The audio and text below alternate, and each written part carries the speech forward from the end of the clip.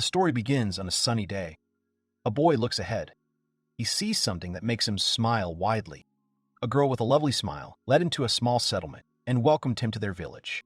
A week ago, on the outskirts of the royal capital, being a veteran mage of almost 30 years, Alfred Rind, an S-class mage, secluded himself and simply relaxed at home. Suddenly, someone knocked on Al's door and said they were coming in. The boy turned around and recognized Luca's voice. A girl with 2 ponytails stood at his door. She asked if Alfred was still doing nothing. It was Luca, a swordswoman and doctor, an S-class adventurer. Luca exclaimed that Cruz and Urena had already managed to beat the monsters.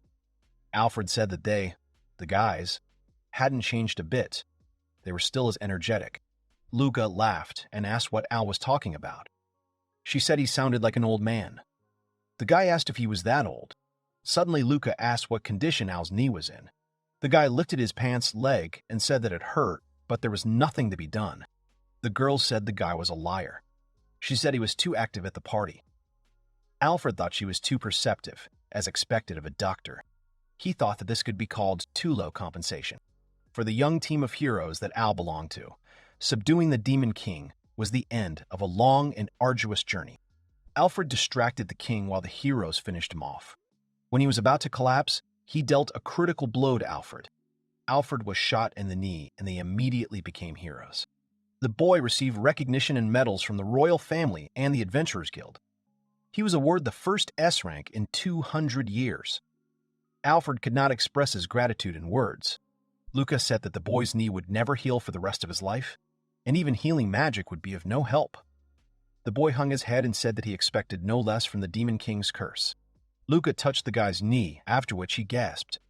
The girl turned away and told him not to strain himself too much in that case. Alfred wondered if she had come just to laugh at him. The boy took the medicine that Luca placed on the table. He wondered if she had really gone to all that trouble to bring him this medicine. He sighed and laughed, thinking that this was very much like Luca. He fell back onto the bed. Alfred had been an adventurer for many years, and he was sure that he had earned this rest. As he lay on the bed, he thought that his knee hurt. Suddenly, a man burst into the room and exclaimed to Alfred that he wanted to ask the boy something. Alfred immediately stood up and tensed. He assumed it might be the Lord Marshal. The boy loudly asked what was wrong. The man exclaimed that he wanted Alfred to form and lead a magical knightly order. He stated that even though the Demon King had been defeated, there were still many monsters on the loose. He wanted to entrust this to Alfred with his achievements and experience in every sense. The guy thought awkwardly that this was a great honor. He admitted to himself that it would be difficult to fight too often in his condition. He hung his head and said he was grateful, and then fell silent. The Lord Marshal understood after a short silence. He said it was unfortunate. Then he exclaimed that he would then like Alfred to train the mages at the royal court. The guy had a pretty bad feeling about this. In the end, the guy was persuaded and came to the party. There, someone recognized him as Lord Rent himself. Alfred was surprised when he saw the great master of the guild in front of him. The man smiled and said he was going to visit Alfred but couldn't. The boy asked what difference it made. The guild master admitted that he was planning to form a new adventurers guild in the former territory of the Demon King. He wanted Alfred to become the guild leader in every sense. He smiled and suggested that they discuss everything thoroughly. For most of the rest of the evening, a lot of people came up to the guy and said something. Alfred thought about how bad it was. At the end of the evening, Alfred returned home. As soon as he entered the house, he fell onto the bed. His knee was in terrible pain by this point. He rolled on the floor and thought about how he wouldn't be allowed to rest here. He didn't know that S rank would be such a problem. He had promised the king and the country many things, but this was already beyond the limits, and his recovery was more important than these matters. He was lying on the floor and trying to figure out how to rest. The guy spent a lot of time thinking about it, and he didn't even notice how dawn came. The next morning, the boy was sitting on his bed, getting ready. He took his bag and left the house. Alfred was about to leave the royal capital.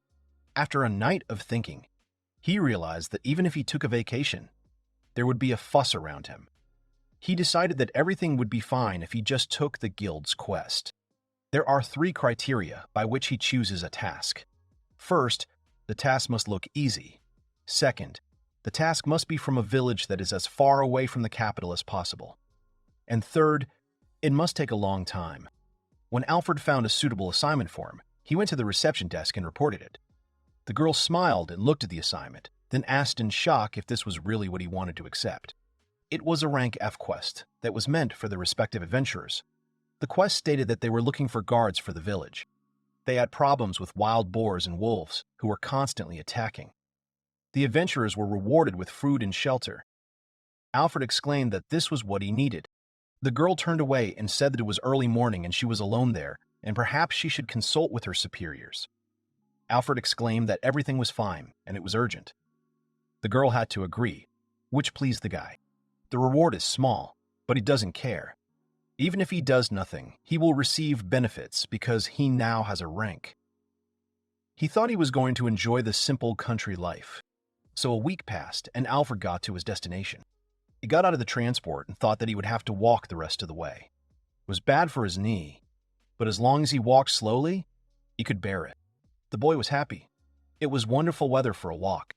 After 3 hours of walking through the forest, Alfred noticed that there was nothing there, only trees. Suddenly, he heard loud sounds. He immediately realized that these were the sounds of an animal and a man. Alfred immediately went in that direction, thinking that it didn't sound very good. Suddenly, he heard a girl screaming loudly that she was not going to give up so easily. Watching this from the side, the guy saw the girl had incredibly beautiful pointed ears. The girl held her own against the wolf. She was an elf. The boy thought she looked brave, but her knees were shaking. Suddenly, a certain smell reached the wolf that was attacking the elf. The monster immediately turned to Alfred and began to bark loudly. The boy thought that he seemed to have interested the wolf. He stepped forward and declared that he could handle the monster. Alfred thought that such enemies could be dealt with even without magic. The monster quickly rushed towards the guy to attack, but Alfred grabbed the wolf by the jaw and slammed it into the ground. The wolf got scared and then ran away from there in fear. Suddenly, Alfred heard the girl's voice. She thanked the guy for his help. Alfred said that everything was fine. He asked how she was. The girl exclaimed that she was fine. Suddenly, the elf said that her name was not you, but Millet. Alfred immediately apologized to the girl. After that, he introduced himself. Millet smiled broadly and thanked Al. The guy was a little surprised. He had been an adventurer for many years, and he was used to hearing words of gratitude. These are the words that bring him pleasure. Alfred smiled broadly and said he was glad to hear that. After that, the boy asked what Millie was doing alone in such a dangerous place. The girl confessed that her younger sister had a fever, and it seemed to be causing her a lot of pain. The village had run out of medicine, so she came to collect some medicinal herbs. The guy understood her. Millet wanted to tell something else, but Alfred interrupted her and said that it may not look like it. But in fact, he is a doctor. The girl said that everyone in the village had said that it was dangerous and that wolves would appear there. But if Millet did not cure his sister, it would be very bad. Alfred asked if this meant that the girl was gathering herbs. Millet said that was not so. There were a lot of wolves this year, so she should not have come to this place. Everything there had already been eaten by wolves and monsters.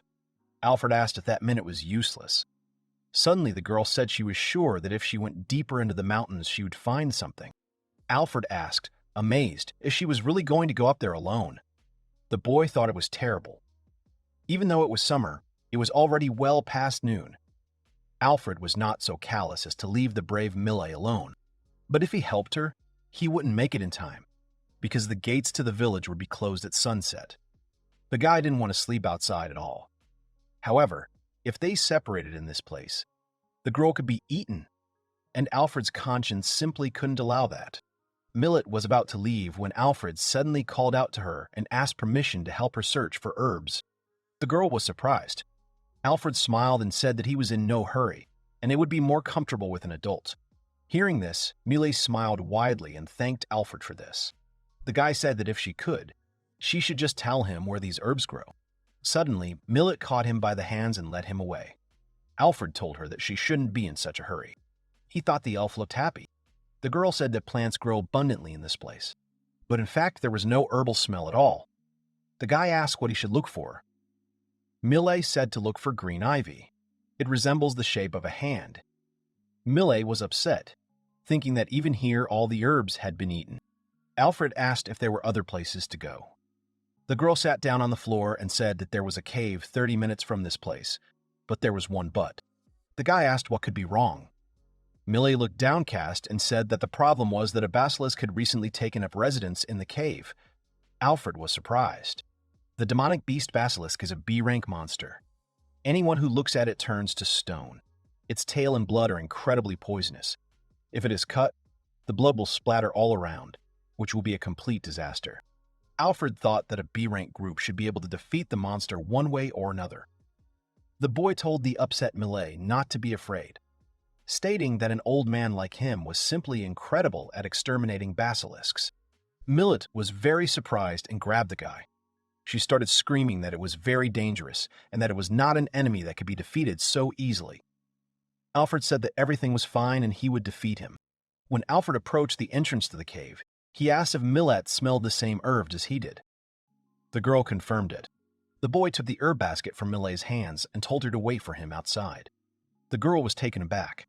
Alfred smiled and said that everything was fine and if something happened, she should scream and he would immediately run to her. The girl looked at him tensely and was silent. Alfred walked to a dark and deep cave. He noticed that no one had touched the plants there because there were so many of them.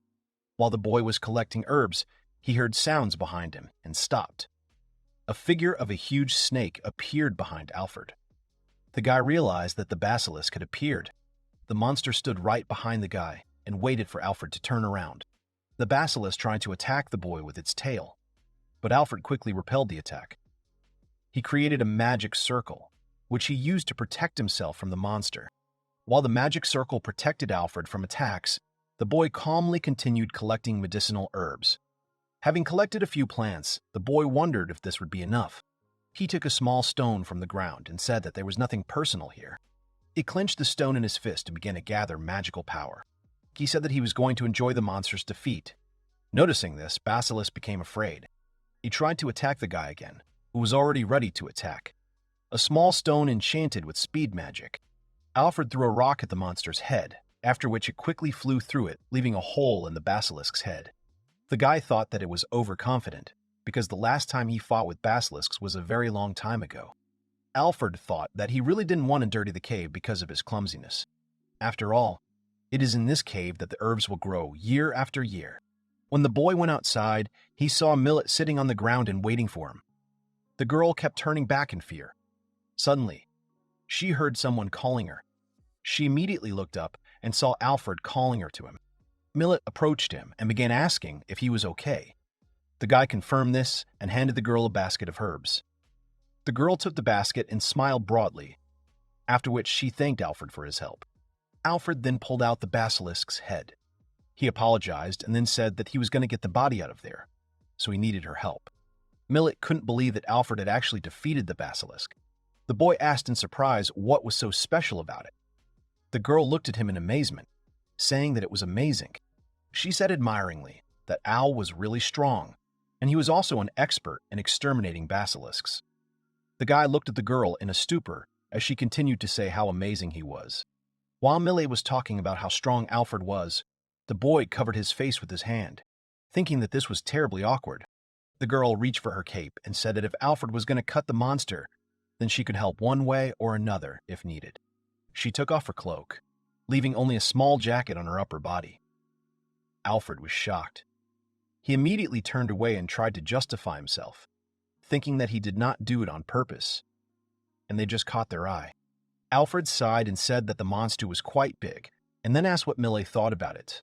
The girl also added that it was also incredibly heavy. After that, Alfred took out his dagger and began to deal with the monster's body. Together, they began to work hard. Started with his tail, fangs, and eyeballs. They could sell for a high price. His blood can be used as an ingredient for medicine. The skin is also useful, and the meat is edible. There was no waste from the basilisk. Together they finished the hard work. Alfred exclaimed that Millet had helped him a lot. The joyful children joined hands. By this time, it was already evening. Alfred said that the sun was already beginning to set, so they should set up camp near the cave. Millet was a little nervous, but agreed to the proposal. Alfred noticed, worried about the girls, and asked what was the matter. Millet tensed up and said that everything was fine. Suddenly, a sound was heard from behind the trees not far from the boys. Hearing this, Millet screamed loudly and grabbed Alfred. When the girl realized what she had done, She blushed deeply. At that very moment, the guy looked at her in slight bewilderment. Mile immediately turned away from Alfred and exclaimed that she was simply afraid of the night forest. Hearing this, Mila simply could not help but smile. He told the girl that she should not be afraid, because he would protect his lady Millet. He asked her not to worry too much. Mila began to doubt. The girl blushed. By nightfall, the boys had successfully set up camp. They kept food over the fire. While Millet drank water in silence, Alfred was thinking about something, looking into the void. The guy asked if Millet was okay. The girl said that she had borrowed the guy's coat and that she was fine. After all, it was warm outside. Alfred thought about how the darkness of the night sky was growing thicker and thicker. The guy asked if Mila was hungry. He asked her if she wanted to eat some fried cheese. The girl said she was fine. She thanked Alfred for the offer. While the guy was eating something, Millet started rubbing her eyes. The guy asked if she was falling asleep. The girl said that she couldn't sleep because it was a little weird. Alfred assumed that she was not used to sleeping on the street. Suddenly, the girl asked Alfred why he was in this place. He did not understand her question. She reminded him of how she had been attacked by wolves. Alfred said that he was on his way to the village where he had accepted the mission. The girl said she understood. After that, there was silence again.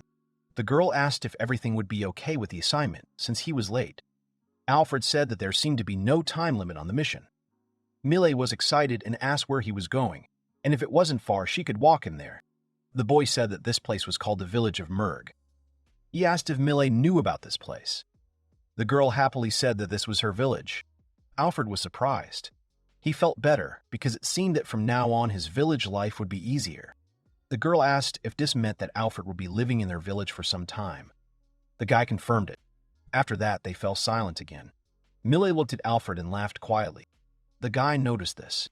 He was sure that being a guard wouldn't be so bad. A job where he could protect people's smiles. He was going to enjoy this life, taking this carelessness into his soul. Alfred is a veteran sorcerer who repaired the Demon King.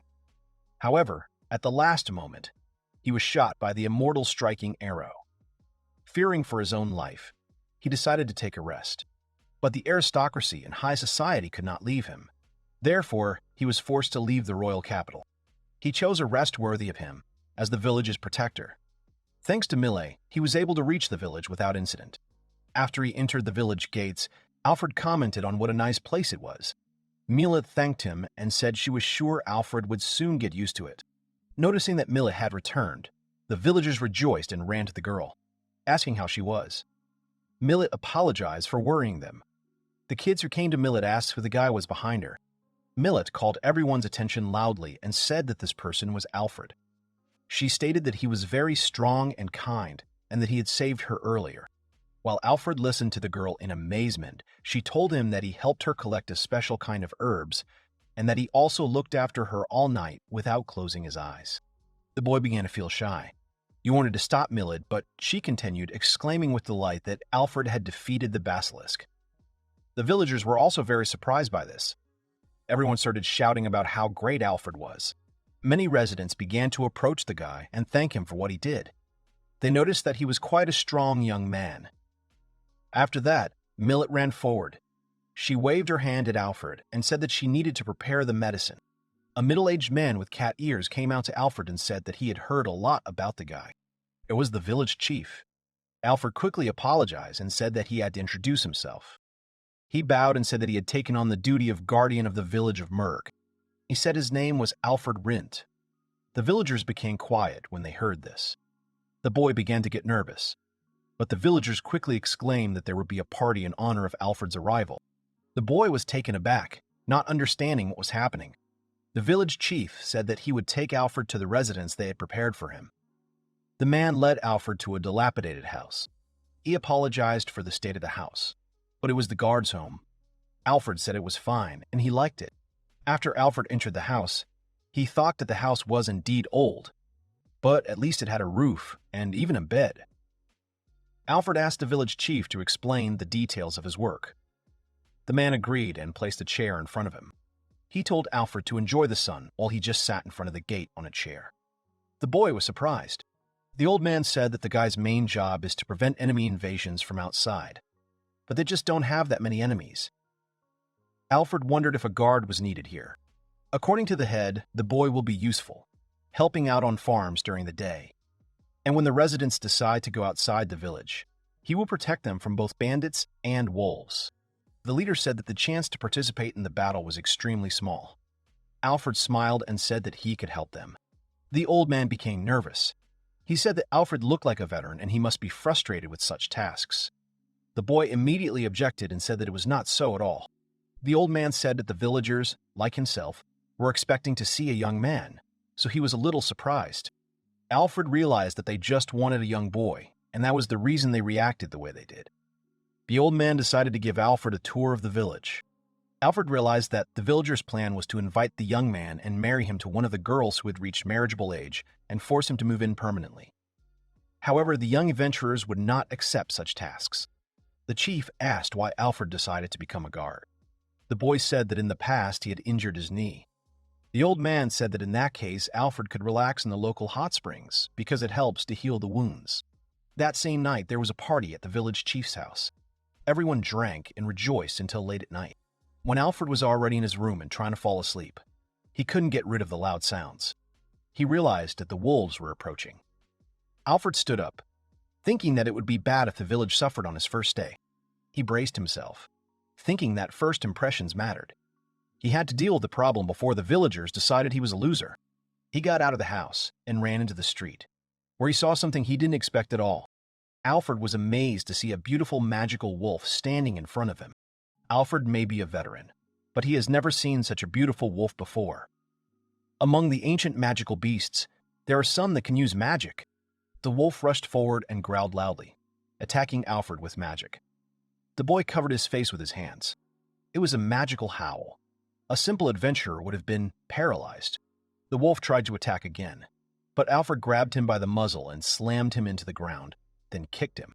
Many wolves continued to attack the boy, but he dodged and defeated them without any problems. He thought they were magical, but this huge wolf was their leader, and he was the only one who could use magic. Judging by the number of these wolves, there were about 20 of them. There was no end to them. They obeyed their leader. He headed towards the leader. The guy decided that if he used thunderfire here, he could cause a fire, but he couldn't handle water. He decided that what he did was the best option. Alfred attacks them using accelerated magical barriers. After the attack, the boy was very surprised that the wolf was able to dodge. In an instant, the wolf was behind Alfred. Alfred said it wasn't bad at all. He smiled predatorily and turned back. He started to attack him, thinking that this was quite funny. He used his magic again. He hit the monster in the stomach with a powerful attack. The wolf couldn't withstand this attack and flew back. He rolled backwards, head over heels. Alfred said that he would be happy to kill them all. But if they left the village of Murg alone, he would let them leave alive. This beast was strong enough to use magic, so it was normal for it to understand human speech. Alfred exclaimed that he was a sorcerer, and if he had used the maximum of his powers from the very beginning, all of the wolf's followers would be dead now. He said that he could exterminate them all. But if he did that, the wild animal population would increase, and they would start to devastate the fields. So, he lets the wolf and his pack go. Besides, he decided that it would be a waste of time to kill everyone. He just wanted the wolf to listen to him. Suddenly, the monster stood up. Suddenly, Alfred heard the wolf say that he understood everything, after which he called the boy a powerful child. The boy realized that this was telepathy, and was surprised that the wolf was capable of such a thing. The wolf admitted that it was his mistake. Alfred was surprised by such obedience. The wolf was upset that even he could not make Alfred be more serious.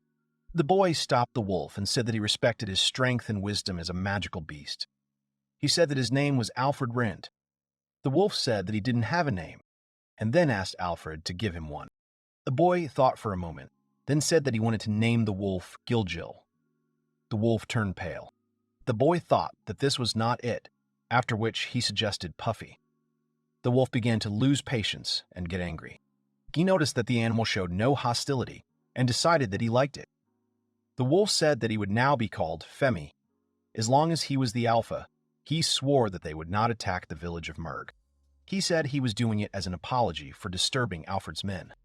The boy said that he was happy about that.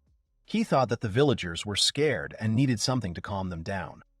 Femi asked if the boy really wanted the wolf's head as a trophy. Alfred turned pale, after which the wolf said he was joking. Suddenly, the wolf spat something out. Alfred picked up a sharp object from the ground. Femi said that if the boy showed it to those people, they would understand. Alfred lay in his bed and thought that that magical wolf was not bad. His size and strength were astonishing, and he was also intelligent. Femi's skin shimmered beautifully golden in the moonlight. Besides this, Alfred thought that she was soft. The boy felt something on himself and thought that it was pleasant, and that this is exactly how it should be if he touched a wolf. Suddenly, he felt his whole face getting wet. The guy jumped out of bed and wondered what it was. Femi was sitting right in front of him. The boy fell down and asked what was going on. The wolf used telepathy again to say that it was rude. The boy got scared. He asked if this wolf was the same magical wolf Femi. The wolf confirmed it.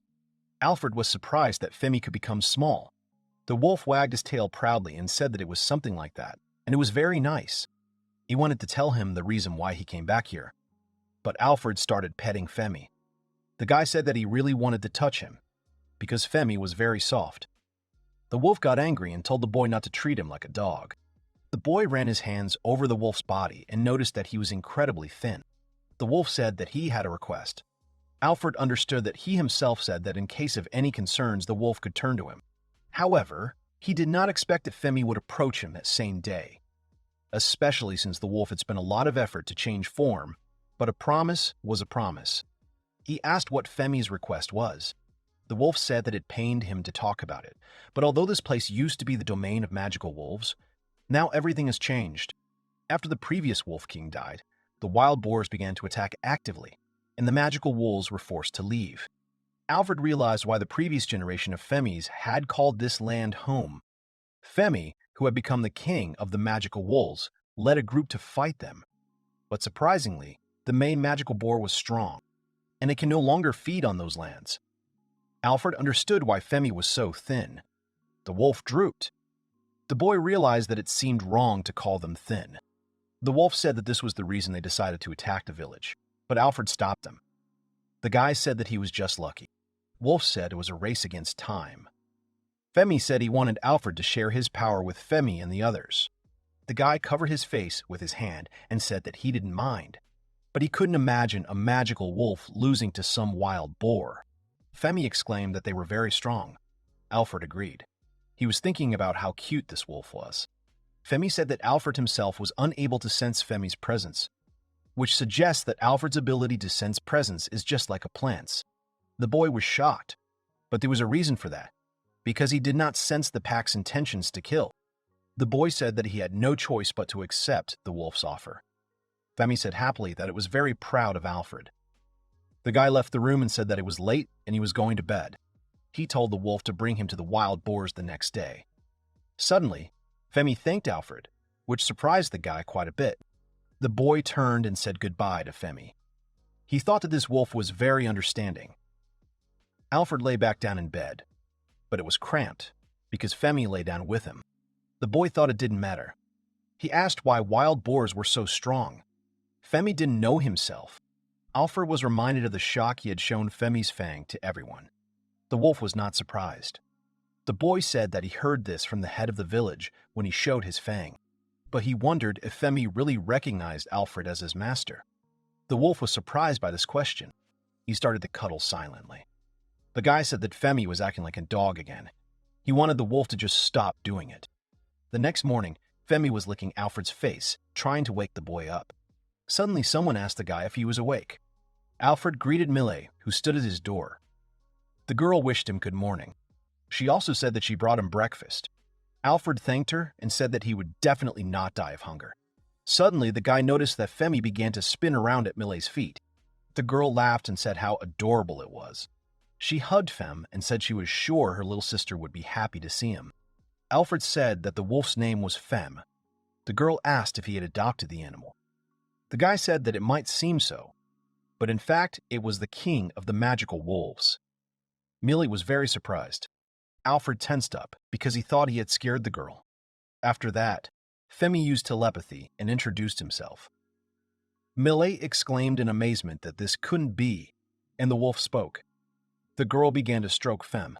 She said the wolf was amazing. She continued to shower him with compliments. Alfred thought that everything was fine, since Millet was happy. After breakfast, at the request of the king of magical wolves, Alfred told the head of the village that he wanted to tame the magical boar. The villagers made Alfred try hard because they wanted to eat wild boar meat. They said they would wait for him. When Alfred left the village, he asked Femi where they should go. The wolf led the boy along the path. Suddenly, Femi stopped. He began to increase in size, returning to his usual form. Alfred touched the wolf's fur and said that Femi was incredible after all. The wolf wagged its tail proudly, creating a strong wind pressure. Alfred said that he had been thinking about it a lot lately, but he wondered if it was true that the previous king of the magical wolves was the one who fought against the heroes 3 years ago. Femi said that was not true, and the previous king was his son. Alfred was delighted and said that this meant that Femi was the grandson of the king of the magical wolves. He admired it, but suddenly he felt pain. Femi asked what it was. Noticing that Alfred was holding his leg, he asked if his knee hurt. Alfred admitted that something had happened during his fight with the Demon King. Hearing this, Femi looked at Alfred in amazement. The guy said that it would be great if Femi didn't slow down. Suddenly, the wolf asked the guy if he wanted to ride him. The wolf awkwardly said that it wasn't that he let people ride on his back. It was just that since he was one of the people responsible for this application, he wanted to do something. Alfred thanked Femi and said that he was his savior. He quickly sat on the wolf's back. Femi was surprised. Alfred asked what was wrong. Femi laughed a little awkwardly and said that everything was fine. Immediately after that, they ran forward. Alfred noted that Femi was very fast. After a while, they arrived at their destination. Alfred asked what this place was because they were right in front of a terrible wasteland. Alfred said he didn't think there were any wild boars there, but there were some tracks. Femi said it was just for now. He asked if Alfred was ready. Suddenly, the wolf raised his head and growled loudly straight into the ground. Alfred covered his ears with his hands and said it was too loud. Femi apologized and said he just had to wait a little while. Suddenly, Alfred felt someone's strong presence. The next moment, a huge body rose from the ground. Femi and Alfred watched in amazement as the wasteland began to rise. It turned out to be the magical boar, and it was far from being in a good mood. Femi was also excited. He said that he knew about it, and it was amazing for both of them. The wolf seemed quite energetic when he decided to remind Alfred that earlier, he had said that Femi did not have the slightest chance. The guy asked in surprise what this wolf was happy about. The boy lunged forward with a quick jerk. Alfred has his own rule, which is not to commit senseless murders. However, this creature was absolutely enormous, and this area became a wasteland only because this creature had absorbed all living things that were in this territory, including herself. If this continues, sooner or later the forest will simply be destroyed. When Alfred managed to get close enough to the monster, it suddenly opened its mouth, from which came a disgusting smell. The boy immediately went into a stupor and covered his nose and face with his hands, trying not to inhale it. He fell to the ground because of how strong the smell was. Femme also covered her nose with her paws. They didn't understand what it was. After Alfred was on Femi's back, they started running away together. The wolf tried to explain in a hurry that the boar was poisonous, which meant that its breath was poisonous as well. Alfred covered his nose with his hands as he spoke about how Femi should have been told about something like this a little earlier. He looked back at the monster in a small turn. The guy felt bad. Femi shouted that he knew about it, and it was definitely true. At this point, the wolf looked quite happy, and Alfred noticed this strange behavior again. He asked Femi why he looked so happy. While Femi and Alfred circled around the monster, trying to avoid that terrifying breath, the guy was confidently thinking that such a monster simply could not be left alive. He created a fairly large magic circle which he aimed at the magical boar. He thought that showing a small part of its true power would be enough for this. Once all the preparations for his spell were complete, Alfred let out a loud scream, releasing magical power as he did so.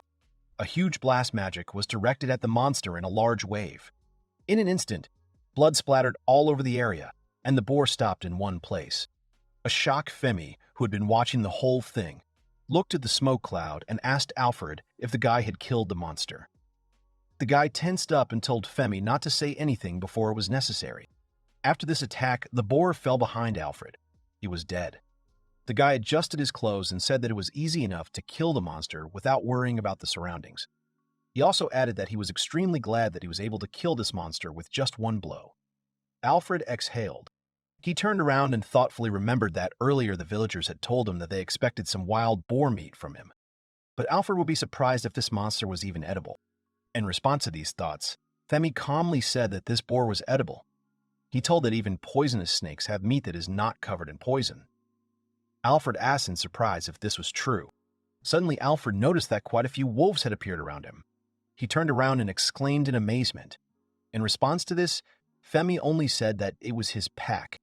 As many wolves began to come and eat the boar's body, the boy suggested that they must have come to eat meat. Alfred had long since noticed that both Femi and his pack looked very thin. The guy cut a small piece of meat from a dead boar. Then he went up to Femi and said that they could eat the rest. The wolf asked, amazed, if Alfred was serious. The boy confirmed this and wished the pack a bon appetit. After these words, many wolves howled gratefully to Alfred and began to eat the meat.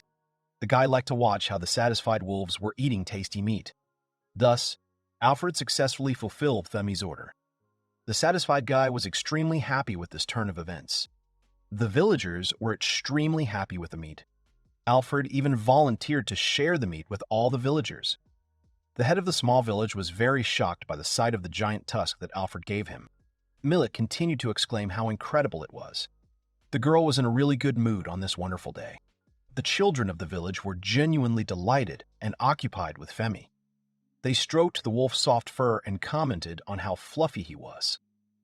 Femi himself sincerely enjoyed this, but tried to maintain his pride and keep his head up. The girl was holding a small plate. She asked if Alfred wanted to have lunch with them, as well as with Fem and Colette. The guy smiled broadly and said that it sounded quite good. He offered the girl to fry some meat. As they walked forward, Alfred asked how Millet's little sister was doing. The girl said that everything was fine, and all thanks to Alfred. Millet was still worried and made her sister sleep a lot. Millet entered Colette's room and told her sister that they had a guest. Alfred followed the girl in. He walked up to the bed where the little girl was lying and said he was very pleased to meet her. The boy said he must have woken up the sleeping girl. Colette rubbed her eyes and, half asleep, asked Alfred who he was. Suddenly, she jumped up and said that he must be that Mr. Alfred. She asked if she was right. The guy was taken aback. Millet said that she had previously told Colette that she had been saved thanks to Alfred's help. Millet smiled and said again that she was very grateful to Alfred for everything he had done for her and the village. The girl turned to Colette and told the girl to stay in bed until the food was ready. The girl agreed. Alfred supported Millet and said that Colette did not want to get sick again. The girl confirmed this. From the kitchen, Millet said that she would call them when everything was ready. Suddenly, the happy girl saw Femi and admiringly said how cute this animal looked. She began to stroke the wolf's soft fur. Colette smiled broadly and said that Femi was very big and fluffy. At this time, the wolf sat contentedly and obediently next to the girl. The girl turned to Alfred and sincerely thanked him for coming to visit them. Alfred said that he was glad that he was able to meet sweet Colette. The girl laughed and agreed with Alfred's words. She looked at the boy and asked if she could whisper something in his ear. The boy was a little surprised, but he came up to her. At that moment, Colette kissed the guy on the cheek. The girl laughed and said that this was her gratitude for Alfred. The boy was taken aback and covered his cheek with his hand. He thanked Colette. At this time, Femi did not take his suspicious gaze off his master. The guy sat down on the floor next to the girl's bed. After that, Colette asked what Alfred thought about her little sister. Alfred was a little taken aback. He wondered why she was asking this. Colette had said with confidence that Millet's sister, as Alfred himself could see, was simply an amazing girl. She said that Millet's cooking was very tasty, and the girl was extremely kind and skilled in everything, like washing and the like. Colette also added that after their father's death, Millie became a doctor in order to take care of her sister. The girl stated that there are a whole bunch of guys who want to marry Millet. Alfred said that the girl seemed quite popular. Colette confirmed this. Colette's eyes lit up and she asked if Alfred liked Millet. The boy remarked that he had never thought of her like that before, so he didn't know what to say. Suddenly, Colette said that she was sure that her little sister liked Alfred. The girl meant that Millet behaved so sweetly when he talked to Alfred. The girl smiled and said that this was the reason why she wanted Alfred to marry Millet. Colette said that the guy might not make a decision right now, but he should think about it. Colette said that it would be a shared secret, to which Alfred agreed. Millet came into the room and said that everything was ready. The girl asked curiously what they were talking about. In response, Colette said that they were not talking about anything. Colette hugged Millet. The girl asked if her little sister knew about what she was curious about. Colette just laughed. Towards evening, they all sat at the table and ate. Alfred tasted the food and said it was very tasty. Millet thanked him for the compliment and said that a dinner like this was only possible thanks to Alfred. Colette asked if the wild boar was really as big as a bull. Alfred said it wasn't, and it was much bigger, even bigger than the house. Colette spoke admiringly about how amazing Alfred was. The guy said that if Colette had been there, he would have even given her a job as a security guard. Millet looked worried. The girl said that the damage caused by animals had definitely increased, but she had never heard of such a large boar before. The girl admitted that it was really scary to hear that. Femi told Millet not to worry, as Alfred had already defeated the giant magical boar for them. He said that they would catch the remaining monsters so that they would not harm the humans anymore. Colette hugged Fem and told her again that he was amazing. Millet exclaimed that the girl hadn't finished her food yet. Millet said she was confident everything would be fine. After all, Alfred will protect them. She also added that Femi will help them too. Hearing this, the guy smiled. He confidently stated that they could rely on them. Meanwhile, both the magical wolves and the magical boar no longer posed a threat to the village. The next day, Alfred was going to visit the hot springs and relax. However, the image of that huge wild boar would not leave Alfred's head, making the boy worry about something. Alfred yawned loudly, causing tears to appear in his eyes. The tired boy sat on a chair and kept the village together while Femi lay next to him and slept. The guy thought that although he had chosen a comfortable job as a guard, when he had no threats in the area, he had too much free time. The guy looked at Femi and laughed, then said that even the king of the magical wolves himself had relaxed. Suddenly, Femi opened his eyes and said with displeasure that he was actually not sleeping, not to mention the forest. There was a giant magical boar nearby that could even put the king of magical wolves to shame. If the boar had migrated to this area from somewhere else, people would definitely be talking about it. The guy asked if it could be some kind of magic or curse that could make magical beasts grow. As night fell, Alfred and Femi slept peacefully in their house. Suddenly, the wolf sensed something was wrong. He jumped up and woke the boy. He warned him that someone was approaching the village. Alfred was surprised and said that he didn't feel anything. Suddenly, the guy himself felt something that hit him in the head. He began to quickly get up from the bed. He told Femi that he expected nothing less from the wolf, because his perception was much higher than anyone else's. Alfred wondered who it was this time. Accompanied by Fem, Alfred walked out into the street. He thought that, although he felt no intent to kill, it was strange. He didn't understand why anyone would walk around in such a remote area in the middle of the night. Suddenly, the boy heard the sound of heels. He looked around in amazement. Right in front of the guy stood a girl who loudly exclaimed that it really was Alfred. The guy was amazed. He asked the strange girl who she was. The stranger got angry and said that forgetting who she was unforgivable on his part. The girl folded her arms and exclaimed in displeasure that she was one of the 4 heavenly kings of the Demon King's army, and her name was Vivi. Alfred looked at the proud girl in amazement. He still had no idea who she was. Alfred thought that even if what she said was true, he still didn't remember her. Alfred told the girl that if she was one of the 4 heavenly kings of the Demon King's army, then they, the hero team, should have defeated them all. The girl exclaimed that there were actually 5 kings. Alfred asked incredulously if this was really true. He knew that something clearly didn't add up.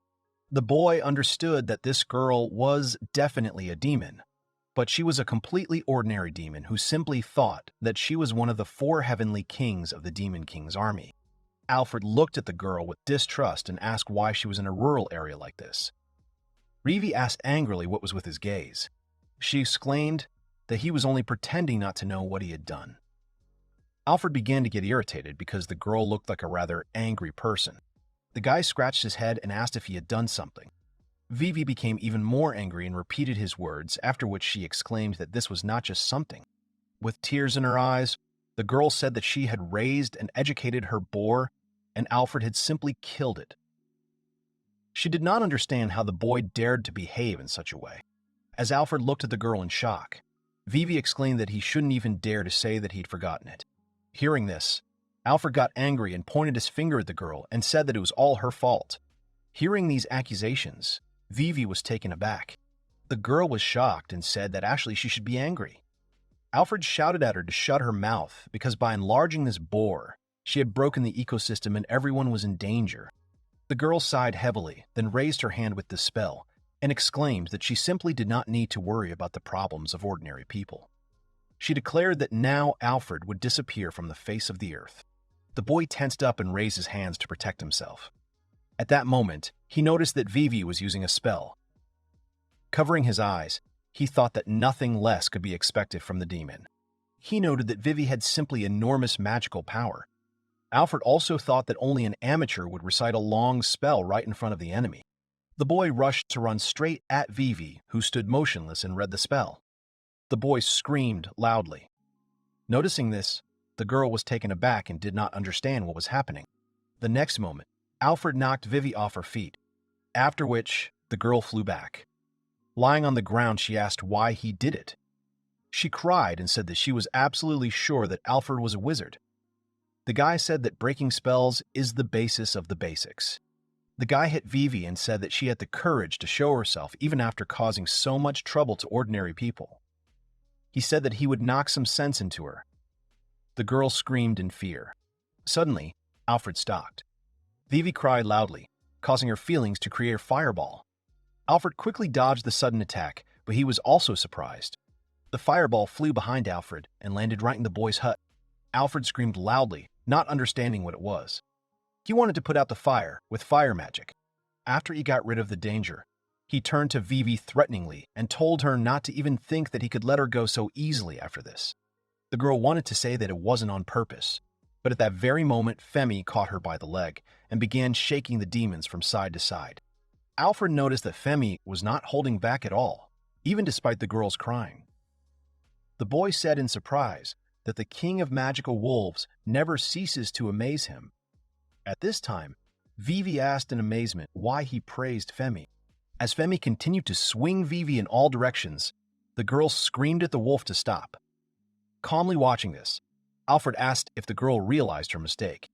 Vivi screamed loudly that she understood everything. Only after these words did Alfred tell the wolf that it was enough. Immediately after that, Femi calmly threw the girl to the ground. Vivi started to feel the ground, thinking only that it was very scary. Alfred told the girl to stretch her hands to him. Vivi obediently did what the boy ordered her to do. Immediately after that, Alfred used magic to create handcuffs on the demon's hands, which constrained her actions. The guy closed the girl's eyes, then led her to the barn. He threw her to the end of the room. Vivi asked what he planned to do with her, bringing her to this barn. The girl crawled around the floor in displeasure and screamed that even if he used her body, he shouldn't think that he could get her heart too. Alfred just watched her silently. Suddenly, his gaze fell on the huge hole in the ceiling that appeared because of the fireball. The guy said out loud that everything was visible from here. Vivi misunderstood and asked what he was looking at. She assumed he was looking at her where he shouldn't. Vivi asked him to stop. The girl said that for one of the 4 heavenly kings of the Demon King's army like her, being humiliated as if she were some second-class person was unforgivable.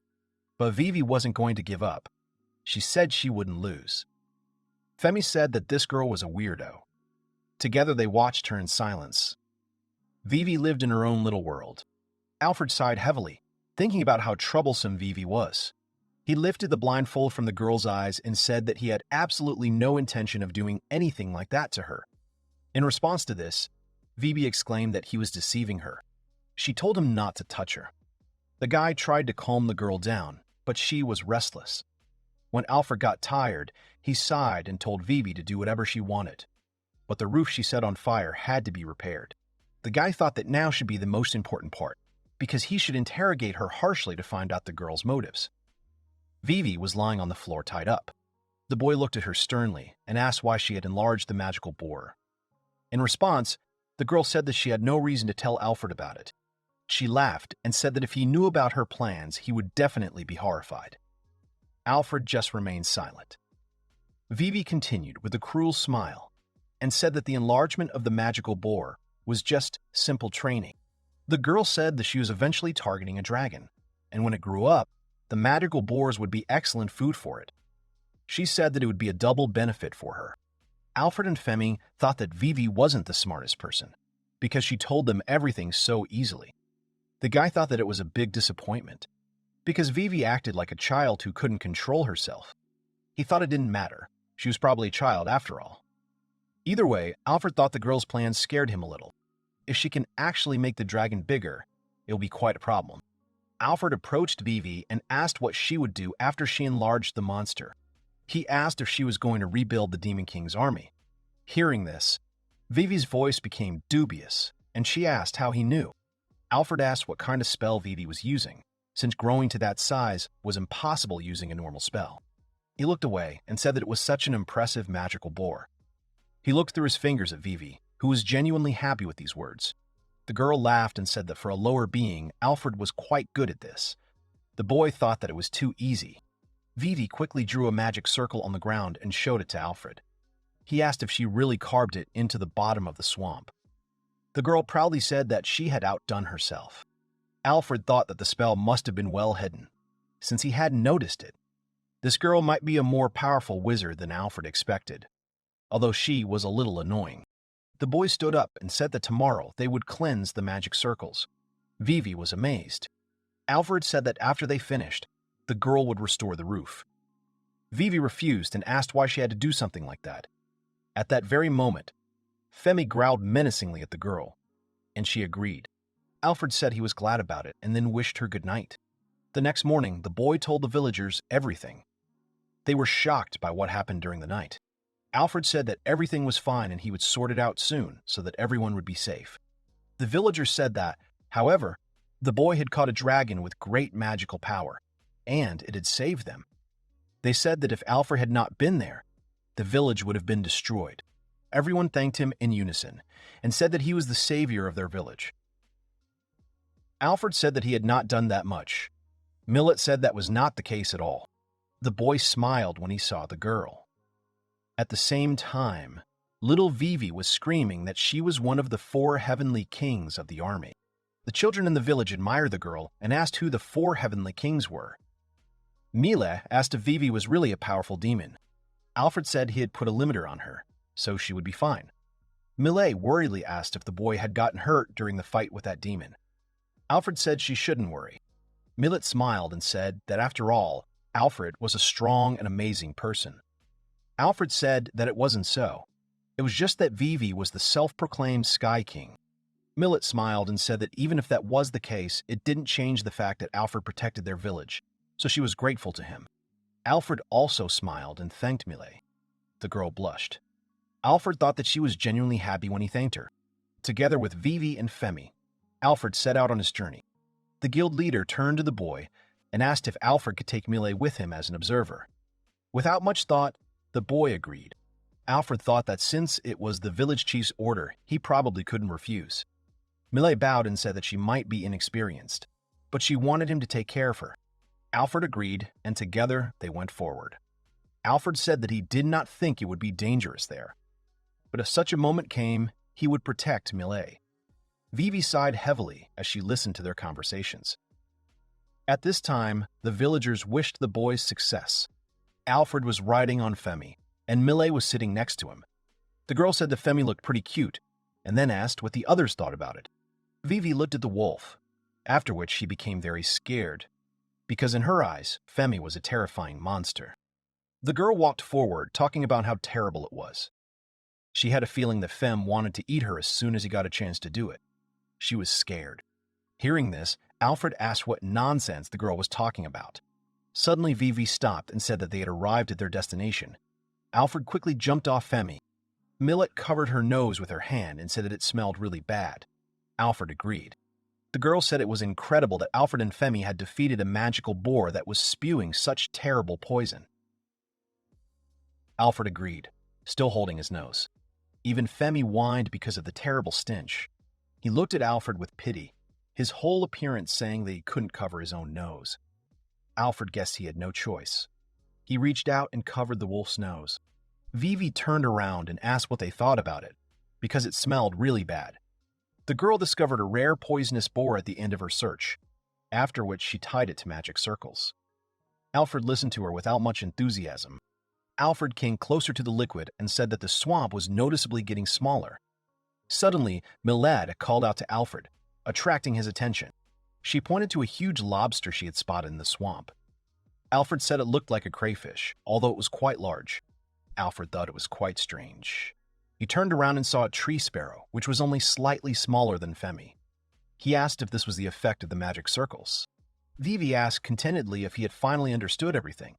She explained that the magical energy from the circles that had been concentrated in the boar was beginning to spread throughout the area.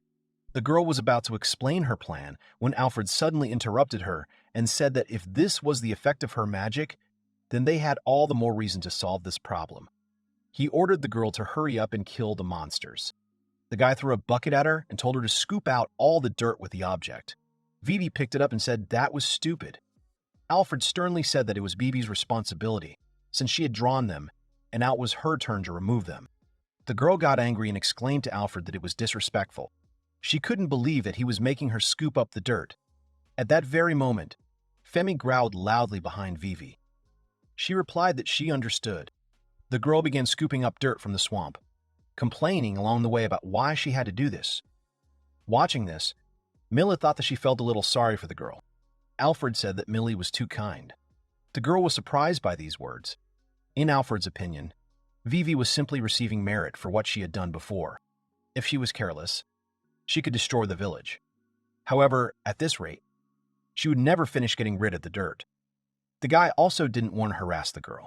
He told Vivi that there was another way to do it. Hearing this, Vivi was amazed. Alfred raised his hands and created many magic circles. He said that wizards should use magic. Strong gusts of wind began to appear in the air. Millet tried to stay on the ground, but at the same time, she was enchanted by magic. While Vivi watched in a daze, Alfred thought about using wind magic to gather all the dirt together. He thought that he should also simultaneously make the dirt float using gravity magic. The next moment, a real hurricane rose high above the boys, which contained a lot of mud from the swamp. Millet watched in admiration at the magical picture that unfolded before her. While Vivi was equally shocked, Alfred loudly asked what she was doing. He shouted at the girl to start removing the magic circles. Vivi quickly agreed to this. Alfred threatened her that if she tried to do anything weird, he would drop all the dirt right on her. Vivi exclaimed that she had already said she would do it. Alfred watched what Vivi was doing and noted that she seemed to be obediently removing all the magic circles. After a while, Vivi got up from the ground and said that she was done with everything. Hearing this, Alfred agreed with this and said that the girl had done a good job. He carefully lowered his hands, and with them the mud returned to the swamp. Thus, they finished their work. Vivi turned around and exclaimed that only a demon king could use something like gravity magic, much less two different attributes at the same time. She screamed that if he lost control even a little, the spell could spontaneously explode. Alfred smiled and said that if it was two elements, then all was well, because he could use 4 at once if necessary. Vivi was genuinely shocked when she heard this. She asked if Alfred was making fun of her. The guy asked if it looked like he needed it. Hearing this, Vivi fell silent. Immediately after that, she screamed that even if he was telling the truth, it was terribly difficult, because even demons with huge magical power could use them for a maximum of a minute. Alfred smirked and said that she clearly underestimated him because he could last for an hour. Hearing this, Vivi fell silent. Alfred and Millet got back on Fem, after which the boys said that they were going back. Vivi looked at them and thought that something lower being was clearly scaring her. At this time, a joyful Millet held a huge crayfish in her arms and said that the magic was incredible. Alfred said the Millet could do anything with it. The girl kept saying that the crayfish was big and looked delicious. In fact, Alfred doubted that it was edible at all. Vivi was unhappy at this time about being covered in all this dirt. Suddenly, Millet had an idea. She said that when they returned, they should go to the bathhouse. Suddenly, the girl blushed and said that she meant separate bathhouses. Alfred thought that he had come to Merg village partly for the hot springs, so he saw no problem in accepting Milei's offer. At this time, the girl was still apologizing. After the boy promised Millet and her little sister Cullet to have dinner with him and left them, the village chief told the boy about a couple of really good bathhouses. After listening to the village chief, Alfred became interested in this and went to the place he was told about. When he got there, he sighed in admiration as he watched the beauty of the place. The boy looked at the bathhouse through the fence with Fem. Alfred said with admiration that there was a whole bathhouse just for them. The village chief told him that there were many hot springs on the outskirts of the village, so Alfred could safely use any of them. Alfred and Femi were glad of this, for this permission was all that Alfred could ever ask for. The guy took off his jacket and told Femi that he would go inside, and the wolf could wait outside. He also added that he would wash Femi outside later. The wolf was genuinely amazed by this. Femi began to beg Alfred with just one look to take him with him. Seeing this, Alfred simply couldn't help but react. The guy hugged Femi and agreed, but added that the wolf shouldn't fuss too much and not get anything dirty. Femi sternly stated that, of course, he would not do anything like that. After the boy took off his clothes, he and Femi went into the part of the building where the bathhouse was located. He smiled widely as he talked about how this would be his first bath in quite some time. Femi was just as excited as Alfred. Femi was about to jump into the bath, but Alfred stopped him and said that the wolf would only enter the pool after you washed yourself. Femi stopped and said that he knew. First of all, Alfred poured soap and water over himself, after which he did the same with the rather displeased Femi. The boy quickly started washing. He started washing Fem first, while the wolf enjoyed the process. After the short wash, they finally got into the water and were able to relax. They both breathed a sigh of relief because the hot water was exactly what they needed. Alfred noticed and said that it seemed to him that the hot water was seeping into his knee. Femi thought about it and said that he really didn't understand what the guy was talking about. Alfred looked at Femi and asked if he was right in his assumption that dogs don't like baths. Femi immediately stated that he wasn't a dog, so there was no problem. Alfred said he believed it. Then he sank a little deeper into the water and took a deep breath, letting go of all his thoughts. Alfred sighed, thinking that even if it was summer, these baths were still simply incredible. Feeling that Alfred was starting to overheat in the water, he stood up and said that he was getting out. The water made the boy dizzy. Seeing this, Femi whined and asked the boy to sit in the water for a little while longer. On the way to the exit, Alfred heard a female voice saying that demons don't need any swimsuits. A girl, in response to this, exclaimed that it was not so, because with all the dirt that was on the demon, she must be very dirty. The demon exclaimed that she was different from them, the lower beings. At that moment, Millet, Vivi, and Colette entered the bathhouse. Vivi and Colette were naked. The demon screamed loudly that she did not smell. As the girls went further into the bathhouse, Alfred and Femi hid behind a rock. The girls talked about how this was their first time visiting the bathhouse. Femi looked at his master and asked why the boy was hiding. Alfred quietly exclaimed that he had principles. The girls were discussing something heatedly, while Femi silently looked at them.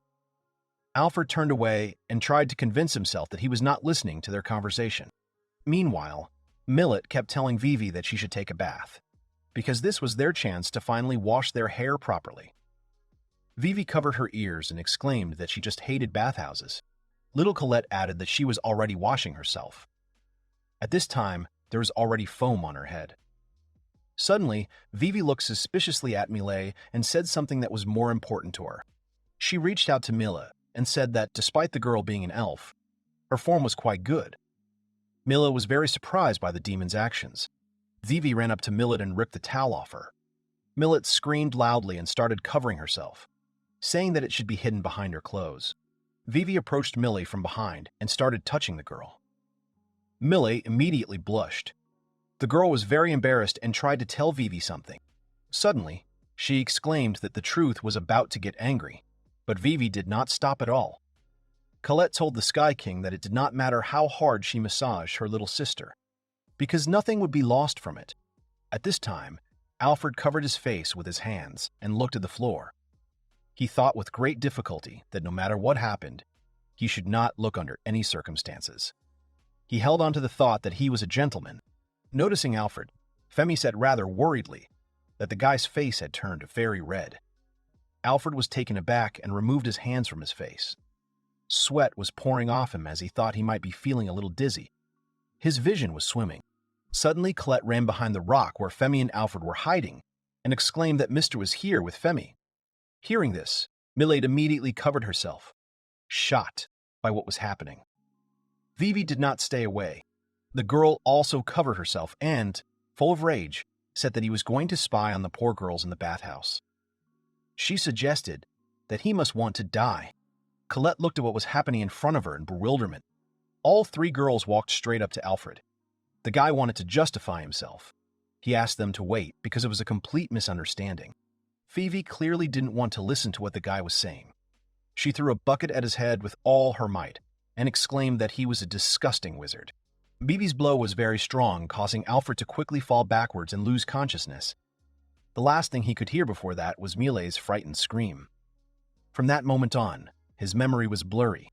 The girl tried to call him. After a while, when Alfred finally opened his eyes, he looked very tired. Right in front of him, he saw Millet's face, smiling sweetly the moment she noticed that Alfred had woken up. Noticing this, the guy immediately jumped up and tried to sit up. Vivi, who was sitting right next to him, started complaining about how useless this guy was. She called him a nasty creature. The boy rubbed his head. He remembered feeling dizzy and then losing consciousness. He also remembered Vivi throwing a bucket at him. He took a deep breath and smiled, thinking only that it was quite unpleasant for him to realize this, but it was quite pathetic for an S-class wizard. The boy thanked them and said he owed them a favor. Millet smiled and said he didn't owe them anything, but Vivi said it was weird anyway since she could have sworn the bathhouse was reserved for them. Alfred said that it wasn't so, because the village chief had also recommended this place to him, and he was 100% sure that the bathhouse was reserved for him. Hearing this, Vivi frowned. Suddenly, Colette entered the room riding on Femi and asked if the master was feeling better. Millet said that the village chief had told them exactly the same thing, only through Colette. The girl asked her sister if that was true. The girl smiled broadly and said that she had heard about it from the village chief. The man recommended the hot springs to the mister, and then said that Colette and the others could go there after the boy. Vivi and Millet exclaimed that the girl had told them something completely different. Earlier, Colette had shouted at them that the village chief had said they could go to the baths, and she had really wanted to do so. The girl was confused. Millet blushed and said that somehow they had this misunderstanding and she was very sorry about it. Little Colette screamed that she was very sorry. Alfred suddenly noticed that he was wearing clothes. He didn't remember changing clothes earlier. Suddenly, Millet grabbed the guy by the shoulders and asked what condition he was in. The girl exclaimed that she would now bring him some water. Alfred agreed and thanked the girl for her care. Millet smiled broadly and said that these hot springs were infused with magic from magical minerals, and that was why it was so easy for wizards to get drunk. Alfred made a mental note of this. Colette ran up to Alfred and called him several times. The guy asked what happened. Colette moved closer to the boy's ear and whispered to him that it was her little sister Milette who dressed him. The satisfied girl smiled, looking at Alfred. After this information, the guy lowered his head even lower. He said that, it seems, he is now in great debt to Millet. In response to this, Femi only barked. Having finished all the preparations and business in the bathhouse, Alfred went out with Femi. There was a wind blowing outside, and the guy noted that it was quite a good wind.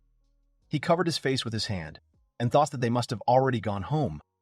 Little Colette called Alfred and told him to hurry up. Together they walked forward at a fairly fast pace, the wind blowing their hair and pretty dresses. Millet turned and waved at him, then told him that the last one to arrive would go without dinner. After these words, Vivi and Colette ran forward as fast as they could. Millet said that she actually still had to cook it, so Alfred didn't have to hurry too much. The girl smiled widely. Suddenly Vivi fell to the ground and said so. Millet exclaimed that it was all because she was in too much of a hurry. Alfred couldn't contain his joy and laughter at this situation. He covered his mouth with his hand and laughed. At this time, Colette was pressed against Millet's legs, hugging her sister, and Vivi was watching. Alfred was saying that a life dedicated to protecting these beautiful people was not as bad as it might have seemed before. Alfred Lint is currently an S-rank wizard. 5 days have passed since he started working as a guard in Merg village. He dealt with the danger from the beasts and thought he could rest. But then, the culprit of all this appeared. The demon girl, who was the self-proclaimed one of the 4 heavenly kings of the army of the demon king Vivi. She intended to enlarge the boars and raise dragons using powerful magic, and was aiming to restore the demon king's army. But he completely prevented this. Suddenly, the children began to shout that the Sky King was so cool. Alfred thought that she was a scoundrel and just a little stupid. However, now she was under his care. Alfred thought about asking the elder about re-education.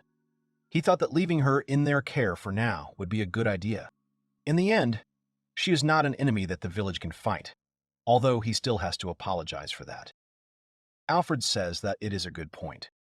He thinks that even if she is an ordinary demon, she is still a demon. If they underestimate her and let her go, there's no telling what she can do. He asks why not hand her over to the Lord. The man replies that he thought about it too, but the Lord hates any demons. If they don't do it, she won't escape execution. Alfred said that he understood everything and how cruel he was. The man thanks the boy and adds that the village will try to help him. Alfred smiles nervously and says that he is going to take advantage of her and make her work for the good of the village. After some time, the young man came to the construction site and shouted to Vivi that at this rate she would not see lunch. Suddenly, Vivi hits his finger with the hammer. She screamed about why she had to do something like that. At that moment, she was sitting on Alfred's porch. The young man replied that it was because she had burned his roof. The girl says she has her own work, so she will go. Alfred asks if the girl has any patience. She replies that there are no patients, but she will help look after the cattle that is kept in the village. Millet always tries to help as much as she can. The young man replies that the girl seems to be working hard. Suddenly, a girl runs up to the young man and says that she thought that her little sister would be a wonderful wife. Alfred agrees, and he himself thinks that he is not against it. Helping him and looking after Vivi were just her duties. He was sure that if Millet thought about it even a little, she would never love an old man like him. Millet says she's thought about it, but if they use Vivi's magic circles, will they be able to get a ton of meat? Alfred says that's right. These cattle are just normal animals. They're different from magical beasts. Millet asks if the crab was a magical creature. Alfred replies that if you think about it, then it's possible. Vivi overhears their conversation and says that everything related to circles is easy for her. Millie replies that she knew that. The young man says that in that case they will come in the afternoon and try to do it. Millet thanks the young man and says that she will wait. Vivi shouted at the boy not to decide everything himself because he was a lower being. The boy replied that according to the girl, she said that she could do everything. Vivi replied that she did not say that she would do it. Vivi says that she is one of the 4 heavenly kings of the Demon King's army. She is an outstanding being who must be served. The young man must be an impudent fool to force her to do manual labor. The boy looks at the girl with a contemptuous look, and then goes over and takes the ladder. Vivi shouts that it's good, and she thinks it wouldn't hurt to walk a little. After a while, the roof was completely fixed. Alfred said there were a few rough spots, but she did it all herself. It was a very good job. Vivi wipes the sweat from her forehead and says it's natural. Alfred says that after a short rest they can go to the farm. Vivi says that she does not want to. After a while they are met by Millie, who says that she was waiting for them. They were outlived by a cow that made a sound.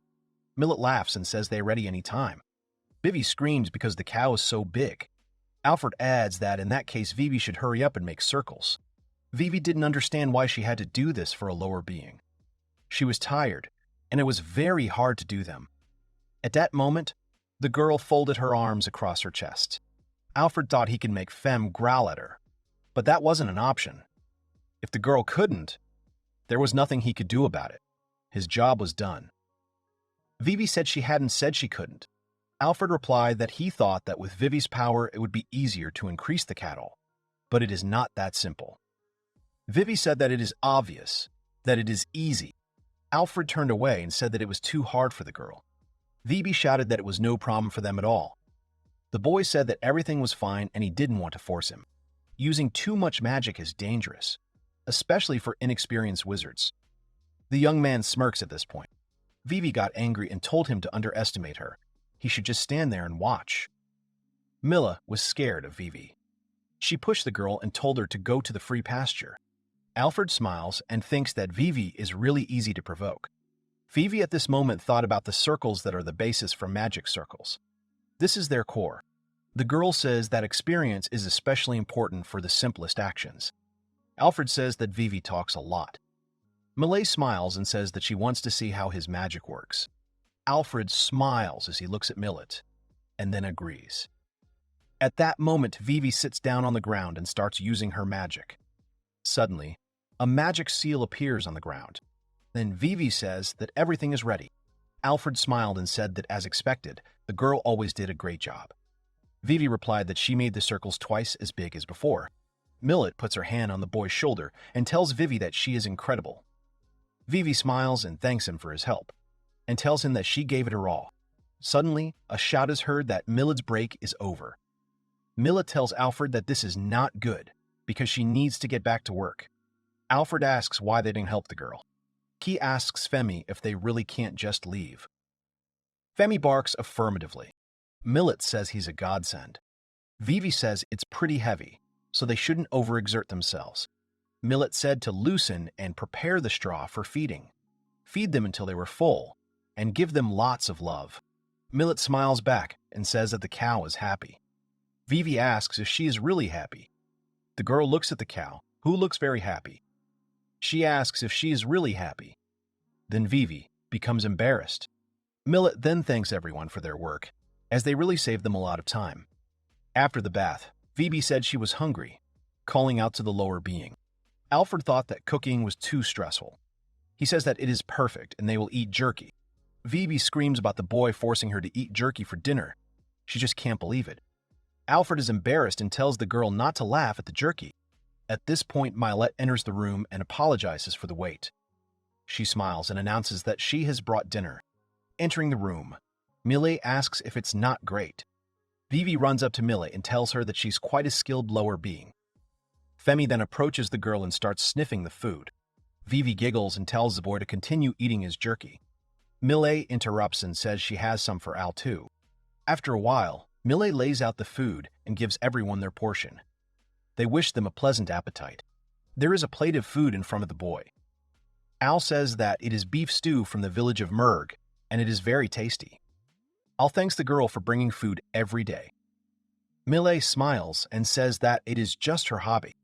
Bibi smiles and happily says that she wants more. In a way, she was being generous to Millet. The girl shouted that the Sky King is really cool. Then Millet asks what about Al, since she has a lot left. The young man agrees and says that he will have a second helping too. He thinks that it is very tasty. He has a good job and eats delicious food every day. He has fun with his friends. Having finished their dinner, the boys wash the dishes. Alfred thinks that ordinary life makes him happy. Then the girls leave and say goodbye to the young man until tomorrow. Alfred sighs and tells Femi that they are going to bed. Suddenly, Femi slips past Al's legs and climbs into bed.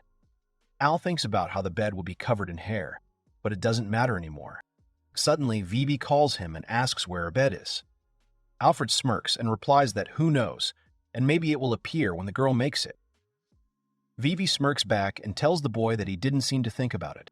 Then they turn their attention to the bed. Vivi's leg moves a little, and the next moment Vivi and Alfred are trying to run to the bed where Femi is already lying. Alfred manages to lie down first and starts laughing, saying that this is his bed. Vivi was sitting on the floor and shouting at the young man to know his place. The next moment, the girl throws Alfred out of bed and lies down herself. She tells him to go to sleep in the barn. The young man does not understand why she does this, and then asks if the girl really wants him to become serious. After some time, the young man proposed to the girl to make a deal. He would share the bed and give the girl a place near the wall. Vivi says that there is nothing to be done, and then warns the boy to just try to do something bad. The boy asks what he would think of someone like Vivi. Then they both wish each other good night. Then morning came. Alfred started wincing because something was tickling his face. It was Femi's tail. This tail also tickled Vivi's nose. Eventually the agreement was broken. Alfred slept on the edge, and Vivi pressed against him. Femi slept on all the pillows. At this time, the seal left by Vivi was activated in the cow stall. During this time, Millet and Vivi tried to take care of the cows as best they could, and Femi continued to look after Vivi. He looked after the wild animals as well as his guard duties day after day. As the boy sat on a small folding chair, Millie brought him a new chair. The boy thanked the girl. A farmer passed by and told Alfred that he was doing his job very well. The boy thanked the man. Then finally the boy had some free time, but sitting here would be the best option for his knee. Suddenly, a scream was heard, calling Alfred. The village chief ran up to him. The young man asked him what had happened. The man screamed and said that the cow had become incredibly huge. Alfred said that was natural, because that was what they had set up the magic circles for. The man shouted that they didn't have to be that big. Suddenly, a loud mooing sound was heard. The man and the boy grabbed their heads.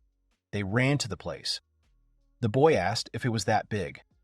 The man told Alfred to just follow him, because it was really huge. They ran at breakneck speed, and Alfred shouted for the village chief to calm down. Suddenly, the young man saw the silhouette of a cow and thought that this was bad news. The men shouted at Millet to just leave the cows and come back, and to be careful. Alfred shouted at Millet not to do something stupid. Millet shouted at the boy that the cow had suddenly become big. Alfred asked Vivi what all this meant. Those circles shouldn't have that effect. Vivi smirked and said that while she was taking care of the cows for the last 3 days, she had made further improvements to the magic circles. She laughs and talks about what happens when she gets down to business. Alfred asks the girl if she has heard of the word restraint. Feme asks what they should do. Alfred says that if Femi is asking about this, then she should look at the village elder. The man was thinking about something at that moment. The man says that they can probably only butcher her. Alfred asks if the man is sure. The man says that before that they were going to sell her next month. However, if they try to do this, they will have to get her to the city alive, and if they make meat out of her instead, it will spoil on the way. Even if they make jerky out of her, it will still be difficult, given her size. Alfred says that in that case, after they butcher her, he will use magic to preserve her. The chief asks if that is true. He says that the boy is their savior. At that moment, Vivi remembered the moments she spent with this cow. How she brushed her, created seals with her, or fed her. The girl was very scared. The boy prepared to destroy the cow. At that moment, Vivi called him and asked him to wait. The boy said that he was very sorry, but they had no choice. The girl suddenly appeared between the boy and the cow and told him to stop, because Mufi had done nothing wrong. Alfred was very surprised when he heard Vivi calling the cow Mufi. At that moment, Millet shouted that her name was 8. Alfred thought that it seemed that Vivi had already chosen a more suitable nickname. She screamed for the young man to look at her charming eyes and tell her if he really was going to kill her. Alfred says that he is. Vivi gets angry and says that it is cruel. She asks if the young man really plans to eat her meat later. Alfred is absolutely serious when he says that this is true. Vivi didn't understand why the young man was saying that, since Mufi was a special cow. Alfred approaches the girl and says that because she is so big, she will have problems eating, and it will also be a disaster if she starts to roll around outside and destroy half the village. This will be extremely sad for both Mufi and the villagers. Millet approaches them and tells the girl that they were raising her for me anyway, and were also planning to sell her soon. She says it's not Vivi's fault. The girl runs to the cow and says she's so sorry because it's because she made her big. Alfred says it's not the girl's fault, because he was the one who asked her to do it. Vivi says she wants the boy to do it painlessly. The boy then tells her to trust him. He then leaps through the air and lands right above Mufi's head. The young man thinks about piercing her brain with a magic spear. The next moment, Mufi falls down without signs of life. After some time, the young man quickly allowed the villagers to drain the blood and cut it up. Using explosive magic, he dug a hole and cleared it for storage. Then, using storage magic on the spot, he turned the hole into a makeshift magic bag. Then all the villagers filled it with pieces of meat, securing and covering them with the earth that had been dug up. This way, the meat would be fresh all year round.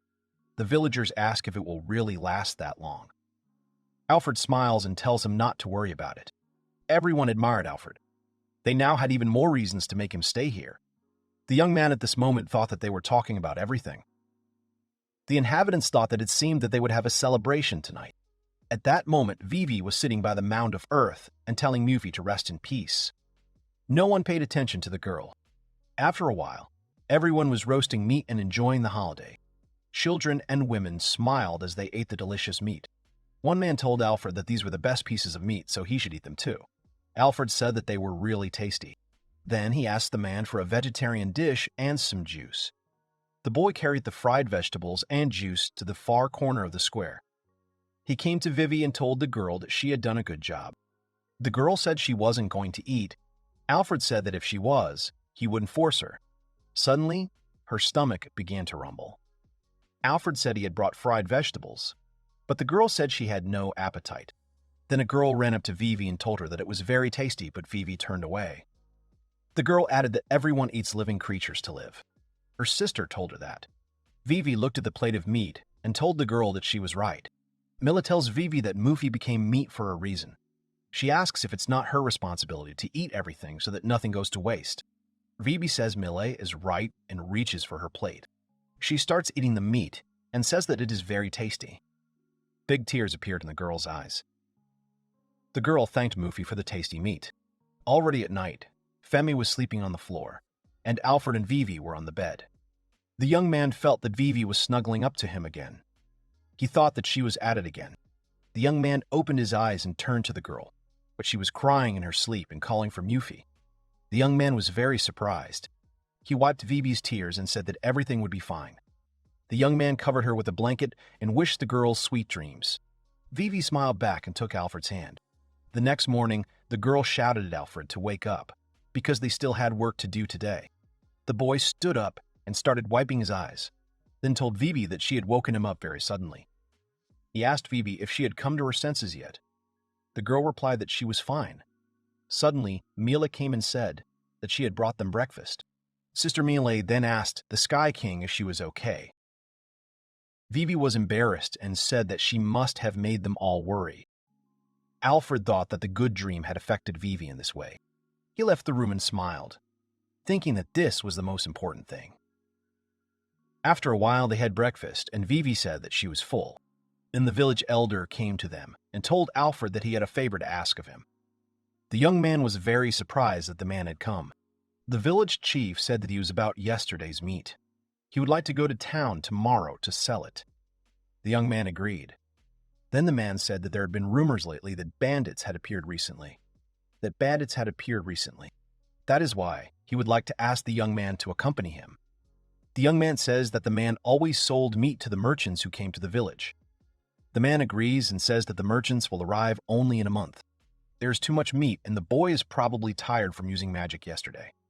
Alfred tells the headman not to worry and to leave the matter to him. The man thanks the boy and leaves. The girls began to worry about the boy's condition. Millie told him not to push himself. They had plenty of time. Alfred said he would be fine and thanked the girls for worrying about him. He understands the elder's intention to sell the meat as quickly as possible, because it is summer now. Soon it will be autumn, that is, the tax season, which will come very soon. The young man runs into the room and, after getting dressed, tells Vivi to get ready. She asks why she has to do such a thing. Alfred says that the girl's specialty is magic circles. The girl says that this is definitely her specialty. Alfred says that they just need to make enough magic bags. The girl is embarrassed and says that her dear Alfred is truly hopeless. Then Alfred apologizes to Millet and says that he will not be able to wash the dishes, to which the girl replies that everything is fine. After a while, the young man begins to create magic.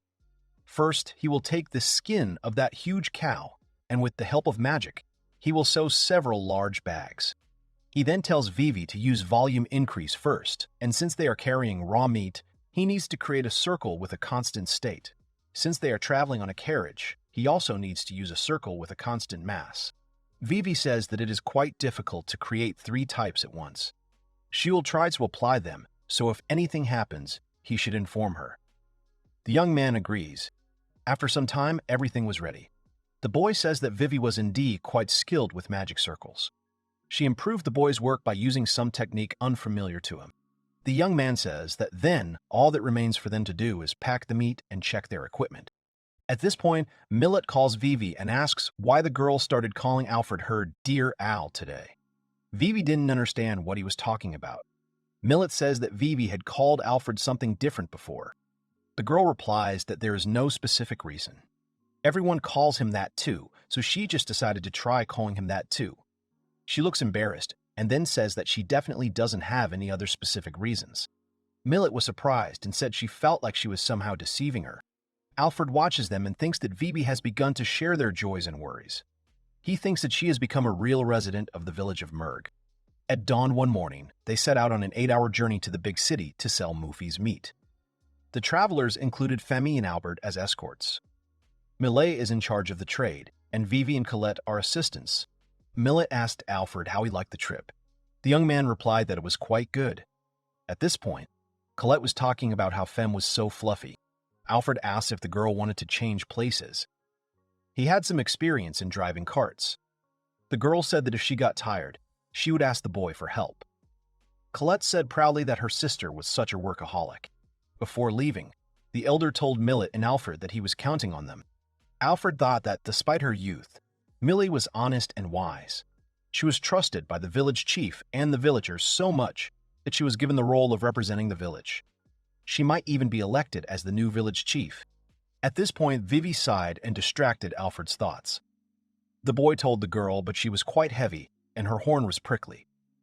The girl said that she was quite light, but the boy said that it was not so, and his legs were now going numb.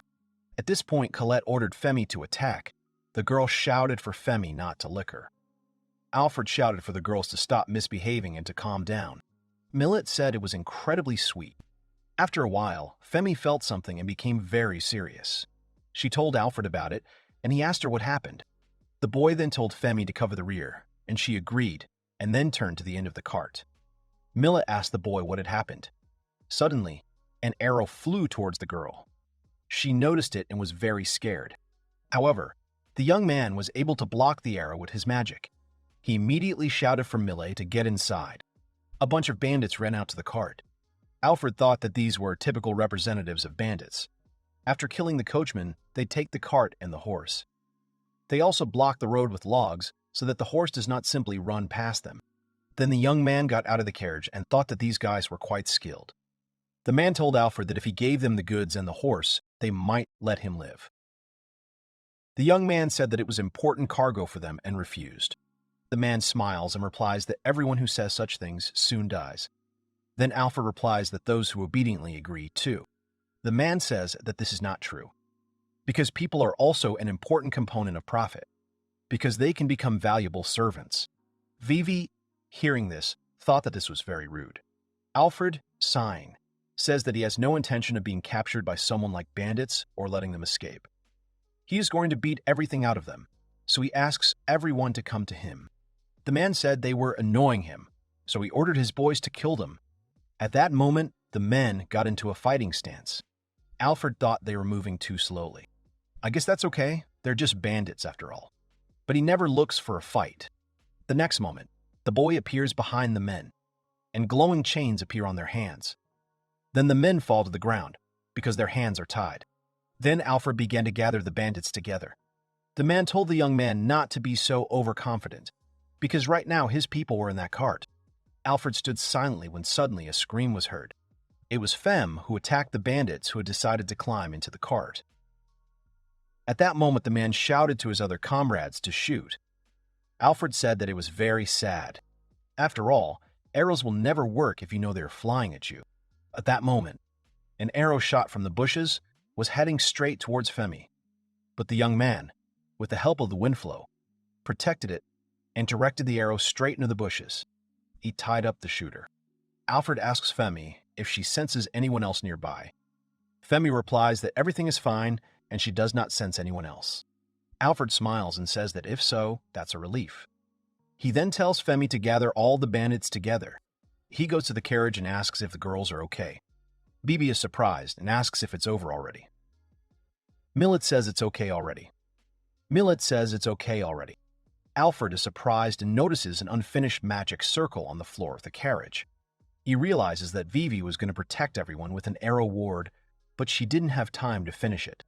Alfred says that during battle, magic circles don't need to be so neat. Vivi replies that if there is some kind of defect, The circle may not work. Alfred says that even if it is 70% done, it will still work. If it doesn't work, the girl can just draw it again. Quantity is better than quality. Vivi thinks about it. Alfred laughs and thinks that now she has become serious. He thinks that Vivi draws her circles too meticulously. The magic circles drawn by experts in magic academies have magnificent effects, and they are incredibly amazing. However, they are aimed at something completely different. Or in other words, they are not suitable for battle. He says that somehow wandering wizards cast spells without spells. At this point, Femi starts sniffing the boy and says that everything is ready. Alfred sends Femi away and says that she could not smell him there because it is embarrassing. Femi does not understand what the young man is talking about. Then the bandits get into the carriage and are connected by a magical chain. Alfred sits down in the driver's seat. Millet says she could drive the carriage. Alfred says it was dangerous now, so he needs to protect the girl better. Millet says that then, in that case, she will be protected by Alfred again. The girl asks if this is really so. The young man answers the girl in the affirmative and adds that she should rely on him. The boy then says he can drive the car alone. Millie is embarrassed and suggests the boy give it his all. Colette says it's very charming. After some time, they reach the city. The young man says that it is right ahead. When the heroes entered the city, he handed the bandits over to the guard. It seems that they were wanted, so they received a good reward. Alfred extended his hand and invited the girls to enjoy a delicious dinner. Millet asks Alfred if they did a good job. Then Alfred looks around. He thinks what a huge city this is. Vivi says that it looks like there is a whole crowd of lesser beings here. At this point, Alfred told the girl to put on her hood. She asked why she has to do it. Alfred said that it would be problematic if his demonic nature was revealed. Vivi says it seems she has no choice, so she pulls up her hood. She sighs and thanks the girl. Millet said she couldn't believe the feudal lord of this town despised demons. Alfred said it was just to be on the safe side. He then turned to Femi and told her to act like a dog. Femi made a cute face. Colette was delighted, and Alfred realized that she was now indistinguishable from a dog. Then they came to the merchant. Millet says he'll go negotiate the sale then. If anything, she's counting on the help of her companions. After a while, the man says he understands their circumstances, but he wonders if the meat is really okay. Millet said that thanks to their farmers and mages, the meat is quality. The cows of their village have bright red meat. Their fat is pleasant to taste. There is a large amount of marbled tenderloin inside, and the rest of their customers enjoyed it wholeheartedly. The man inspects the meat and says it is of good quality. He's heard rumors for some time and would like to try it. After all, there are few people around here who can use preservation magic. He's just worried that it will go bad because of some mage from a small village. The man glanced sideways at Alfred. He asks if he has any written guarantees. Alfred shows the man a card and says that he is a certificate of identification of a magician from the team of heroes. The man was incredibly surprised when he looked at this certificate. The man asks the boy why he is doing something like that. Alfred shuts him up and says that his presence here is a secret for now. The man replies that he understands and says that he is very sorry. The adventurer's cards cannot be forged, and therefore he is extremely trustworthy. Plus, he is S rank. The man smiles and suggests returning to negotiations. Millet thanks Alfred for her help. This was about to turn into a tense negotiation. Alfred says that everything is fine. Ensuring the magical effect is the duty of the magician. After a while, the man gives Millet payment for the meat. The girl thanks him. Vivi at this point says that they emptied such a bag. The sun began to set a little after the deal was completed. While the group of young men were assembling the cart, the man who had bought the meat from them approached them and called Alfred to discuss one point. He asks if he can boast to his son that he met the honorable gentleman. Alfred says that he must thank him for the service rendered, but it is a secret. The man then asks if the boy can give him an autograph. He says his son is a fan of the boy. Alfred says he thinks it's no big deal. Since he is a fan, he has no choice. The boy asks the name of the man's son.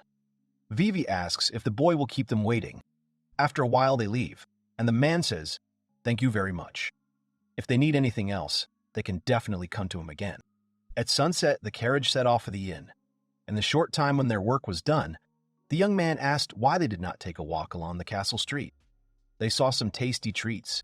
Colette said they looked delicious. Vivi said they couldn't be found in Merg Village, and they looked delicious. Alfred agreed with the girls.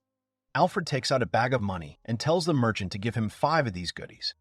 Then he remembers Femi, who also wants one of these goodies. Alfred tells the merchant that he needs one more. Then the girls start eating these sweets. Vivi was surprised that it was very amazing and incredibly delicious.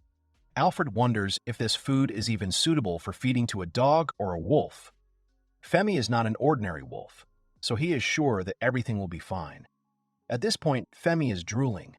The young man gives her the treats and then tries them himself. He realizes that sweetness is filling his tired body. Then they notice how the meat is being cut. Femi tells Alfred that she wants to eat it. The boy asks Femi if there is a limit to her hunger. Since they came all the way here, he suggests they have some fun. The young man also buys meat for everyone. He says that this steak is so unusual, as if it came from heaven. Millet says that the food stalls are not bad, and Vivi agrees with her. Alfred thinks that everyone seemed to be satisfied after eating a delicious meal. Since they will be staying in Femi, he has taken a slightly expensive hotel for Millet. The hotel employee shows everyone to their room and wishes them to feel at home. Millet thanks the employee. Alfred asks why they share a room. The young man enters the room and sees 2 beds. He asks Millet what they are. Alfred asks the girl if she is going to sleep with him. Millet says that she is. This hotel is expensive after all. She asks if that might be a problem. Alfred thought that as soon as she could figure it out. Vivi comes into the room and says that there is nothing wrong with sleeping in the same room. It is not like just sharing. The girl takes off her shoes and stockings and says that she usually shares a bed with Alfred. The young man nervously calls the girl. At this point, Millie nervously repeated that Alfred and Vivi were sleeping together. She was very surprised. Alfred finds it problematic that an old man would share a room with a girl ripe for marriage. Millet asks Alfred if it is true that he and Vivi are sleeping together. Alfred agrees and says that it is because they share a bed. Femi also sleeps with them. Mila says that Femi is actually a dog. Femi at this point says that she is a wolf. Vivi interrupts them and asks if she can sleep in the same bed with Al as usual. Femi can sleep with Millet and Coletti. At that moment, Femi started to lick Vivi's face. Millet took Vivi with her and said that the girl would sleep with her. Vivi said that it would be cramped with Coletti. Millet replied that it would still be a bit awkward if they slept together. Alfred realized that they were arguing for some reason. Vivi asked Millet if she was angry and if she was jealous. Millet begins to blush and become embarrassed. Alfred says he doesn't mind sleeping on the floor. Millet says there's no way she can let Alfred sleep on the floor. Alfred says it's okay. He had been an adventurer for many years, so a wooden floor was much better than dirt or rocks. Kaladi interrupts them and says that she will sleep with Mr. then. Millet says that she thinks everything will be fine. Eventually, the boy went to bed with Coletti and Femi in the same bed. Coletti was happy that Femi was so fluffy. The girl wished Alfred good night. The boy covered her with a blanket and wished her the same. At that moment, Vivi was telling Millet to move a little more. Millet said that Vivi was only telling her half of it. Vivi replied that the girl was talking nonsense, that a lesser being could be her equal. While Alfred was sleeping, he heard some rustling. When he woke up, he saw Millet, who had climbed in the bed next to him and snuggled up to him. The young man called the girl, but she did not answer and slept, shaking her ears. The young man thought that she got up to go to the toilet, but then she got into the wrong bed because she was half asleep. He tried to call the girl, but she grabbed his hand. Then the girl called the boy by name in her dream. He put his hand on his face and sighed. The next morning, Vivi woke up, stretched, and noticed that Millet was missing. She looked at Alfred's bed and yelled out what Millet was doing. She screamed about the shameless elf who sneaked into a guy's bed in the middle of the night. Millet screamed and said that she didn't even notice. Vivi accused Millet of lying. Millet said she wasn't lying, but Vivi didn't believe her and said it was written all over her face. Millet yawned and Vivi said that the girls shouldn't do that. Then Millet took her blanket and laid down again in bed. Alfred didn't understand what the girl was doing. Millet told Alfred that she would sleep a little longer. Vivi was very surprised. Then she shook the blanket and said that she couldn't take her eyes off her for a second. She led Millet, to which the girl replied that she wanted to sleep. Vivi replied that they had a lot of work to do today. Colette told Mr. Alfred that she wanted to sleep. Alfred picked up the girl and said that she would sleep on the way. For some reason, they left the hotel and went shopping in the city. Millet held a note from the village chief.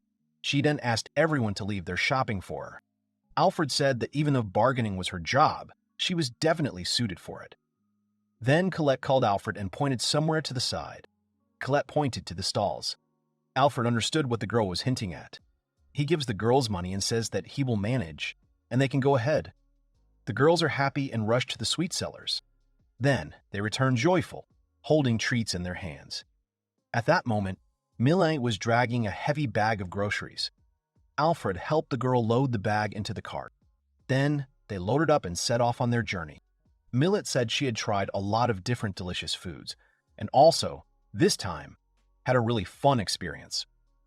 Alfred said he found it fun too. At that moment, Colette and Vivi looked at the city moving away from them. Colette smiled and waved goodbye to the city. The journey home was very quiet. Suddenly, the carriage shook itself and Millet was very frightened. Alfred laughed and asked the girl if she really felt at home. He hinted that the road was terrible. Millet said that it was unavoidable. Then they were approaching the beginning of the village. Millet said that it was nice to see the village again. The young man agreed and thought that they were already home. He lived a life full of travel and adventures and did not know the feeling of returning home. He is glad that he is home now. Although he has not lived here for so long, he has already become attached to this village. Alfred said that he would unload all the purchases now. Vivi decided to help him and said that this bag was as light as a feather, thanks to his magic. Suddenly, Alfred heard the villagers' delighted exclamations. The man said that the boy must be tired from the long journey. He is genuinely grateful for their contribution to the village. The woman said that thanks to the giant cow, meat is cheaper, so it is a huge lifeline. Vivi shouts out that it is her doing. Alfred was embarrassed and said that it was nothing. He was just doing his job as a guard. The elder said that he had heard that the young man had played a big role in protecting against bandits. At this point, Millet was telling everyone what Alfred had done earlier. The elder told the boy that he should go and rest today. Alfred says that's a good idea. Alfred imagined himself sitting in the bathtub and thinking that when you return to the place called the Hot Springs abode, the first place you would immediately head to would be obvious. Alfred asked the village elder where he could find a good bathhouse. The man understood what the young man wanted and agreed. To relieve the fatigue of a long journey, they head to the hot springs. Millet said that it was the first time they had all come here together. Vivi was glad that the abundance of hot baths was the only thing she liked about this place. Frankly, the young man would like to visit this place more often, so that his knee would recover faster. Finally, they arrived at the hot spring. Alfred told the girls they could go first. Millet said the boys should go first. Alfred insisted the girls go first, but Millet said they were in no hurry. Vivi was fed up with all this and said that she would go first. Then suddenly she saw Femi enter the room. Alfred said he needed to wash Fem, so he would go first. Millet told the boy not to be shy. Vivi didn't understand why he went first. The young man takes off his shirt and says that the hot spring is quite small, but it is really nice. Fem barks positively. Then the young man goes inside and says that here is the hot spring in which he so wanted to bathe, and now is the perfect weather for an unforgettable experience from the hot springs. The boy then realizes that they are on the edge of a cliff. It will be dangerous for the girls, so we better set up a protective barrier just in case. The boy then turns to Fem and says that he is going to wash her. After a while, Femi's fur was all soapy. Alfred told her that he had been thinking about it a lot lately, but he asks her to tell him that her intelligence has not deteriorated. Femi screamed and said that this was very rude. The young man smiled awkwardly and said that lately she could not get rid of her dog or something like that. She doesn't speak anything but yapping, so he thought so. Fem said it was unfortunate, but humans just couldn't understand her because they only had a weak means of conveying their thoughts, called speech. Alfred asks if she really thinks they'll be incapable if they don't talk. Fem says that's not the point. There are just so many other ways to communicate. She calls the boy a newbie. Alfred didn't understand why she was being so rude. The boy said he understood. Then the boy said he would wash away all the bubbles in her fur. Fem replied that it meant the boy was rude enough not to notice his own stupidity. He then asked her to get ready because he was about to pour it on her. Suddenly, he heard a scream of excitement about how amazing the mountain hot spring was. Vivi screamed for Colette to calm down because it was dangerous. Colette told Alfred that they had come to see him, and Vivi, who was running after the girl, told the young man not to look at her. Alfred said he was definitely not looking at all. They knew he was inside, by the way. Vivi said the boy was trying to tell her she shouldn't have come in. Vivi replied that she was a high-class demon and would not adhere to the common practices of lower beings. Alfred asked why she did not live up to her words. Vivi turned to the entrance and said that it seemed that Millet wanted to thank the boy. At that moment, the girl called Alfred and thanked him for everything he had done during all this time. The girl smiled sweetly and said that she would wash his back. The boy turns to Millet and asks what she means by thank you. The girl clenches her fist and tells the boy to leave it to her. Then the girl straightened her towel. Alfred jumped up and shouted that it was not necessary, because everything suited him as it was. Millet answered the young man that he did not need to hold back. The young man looked at Femme with hope, but she, not paying attention, was floating in the bathtub. Alfred said that the girl did not need to worry about him so much. Millet said that it had been a long journey, so she wanted the boy to relax in a hot spring. It was also thanks for protecting them from the bandits. The girl then sat the boy down and asked him to just accept it and sit down obediently. Alfred realized that it seemed he couldn't refuse her. Suddenly, Millet notices that Alfred's back is covered in scars. Alfred replies that it's because he was an adventurer. The girl replies that it's very cool. Vivi, who was washing Colette's hair at the time, said that scars on the back were a disgrace for a knight. The young man replied that he was not a knight. Then Vivi wiped the floor off her forehead and said they were done. At that moment, Colette ran to Femme in the bathroom. They began to flounder in the water. Millet told Alfred that she had finished having his back. The young man thanked the girl. However, she came up to him from the front and said that she would now wash him from the front. Alfred said that he could actually wash himself from the front. The girl smiled and told him that he did not need to hold back. The boy thought that Millet's fingers were cool and so relaxing. He then snatched the washcloth from her and told the girl to look, that he could wash himself, so everything was fine. At that moment, Vivi called Alfred and told him to wash her back, because it was a great honor for him. The boy does not understand why he should do it. Millet came to Vivi and said that she would wash Vivi's back too. The girl replied that she only came because she wanted Alfred to wash her back. The girl said that maybe next time he would do that. Vivi chuckled, and Alfred thought that he was saved, so he thanked Vivi in his mind. After a while, he sits in the bath and enjoys the warmth of the water. The young man looks up and thinks that heaven is very close. He feels his knee recovering. Suddenly, Colette turns to him and asks if the boy's knee still hurts. Alfred agrees, but says that the pain is bearable. Colette excitedly says that if the mister's knee hurts, then she will give him a massage. Alfred thanked Colette and said he was feeling much better. The girl smiled. It was bearable, but his knees still hurt. Come to think of it, an old man in a bar, who was a former adventurer, once told a young man that his joints hurt mainly in bad weather. The hero is sure that his pain is also related to this, but he can still lead an ordinary life. But being an adventurer was difficult. If a battle were to begin, even someone like him, who could read the weak points of even the smartest opponents, might end up being the most vulnerable in the group. Besides, no one will ever be able to relax like that during an adventure. At one point, Colette gets up from the bath and runs away. The girl screams that she is too hot, so she gets out. Millet shouts to the girl to wait for her. Alfred stops them and says that he will look after her. So since Vivi and Millet finally have a chance, they should relax. Millet says that in that case they will take the boy up on his offer. After a while, Millet said that the hot springs were really amazing and they were very healing. Then she takes Colette and says that when she finishes cooking dinner, she will call them. Alfred thanked the girl. Alfred was then distracted by Femi. Off to the side, he saw the village elder thanking the men for their help.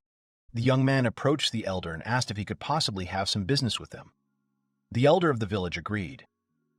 He said that he had a request, but this request was for Vivi. The girl was surprised and asked what the elder wanted. The man says it's hard for him to say this, but he's disgusted with everyone. They would be very grateful to the girl if she used her enlargement magic on the cow again. Alfred was very surprised. The young man thought that of course she would just grow twice as big and not look like Mufi. But he apologized to the elder. and said that this was something they could not help them with. The man apologized for the disturbance. Alfred thought that of course it was much more convenient to raise big cows, but Vivi was deeply depressed because of that incident. The girl turned to Alfred and asked him why he had refused them. Even if they were going to refuse them, she should do it. The young man apologized to the girl. Vivi turned to the elder and then said that it was not a problem at all. Alfred was very surprised. The man asked if it was really okay. Alfred took the girl by the shoulder and said that she should enforce herself. After all, he is an experienced mage, so he could probably imitate the girl, although it might be a bit troublesome. Vivi smirked. After all, the boy called himself an experienced mage. The girl asked him who he thought she was. She is one of the 4 heavenly rulers of the Demon King's army. She is a genius magician. Alfred wondered if it was right that she called herself a genius, although he was just worried about her. He said that if the girl needed help, she could just tell him. Vivi said there was no need, but Alfred asked if she was sure. Vivi looked embarrassed, and then said that she couldn't say that the boy couldn't help. She thought that the boy could watch, just in case.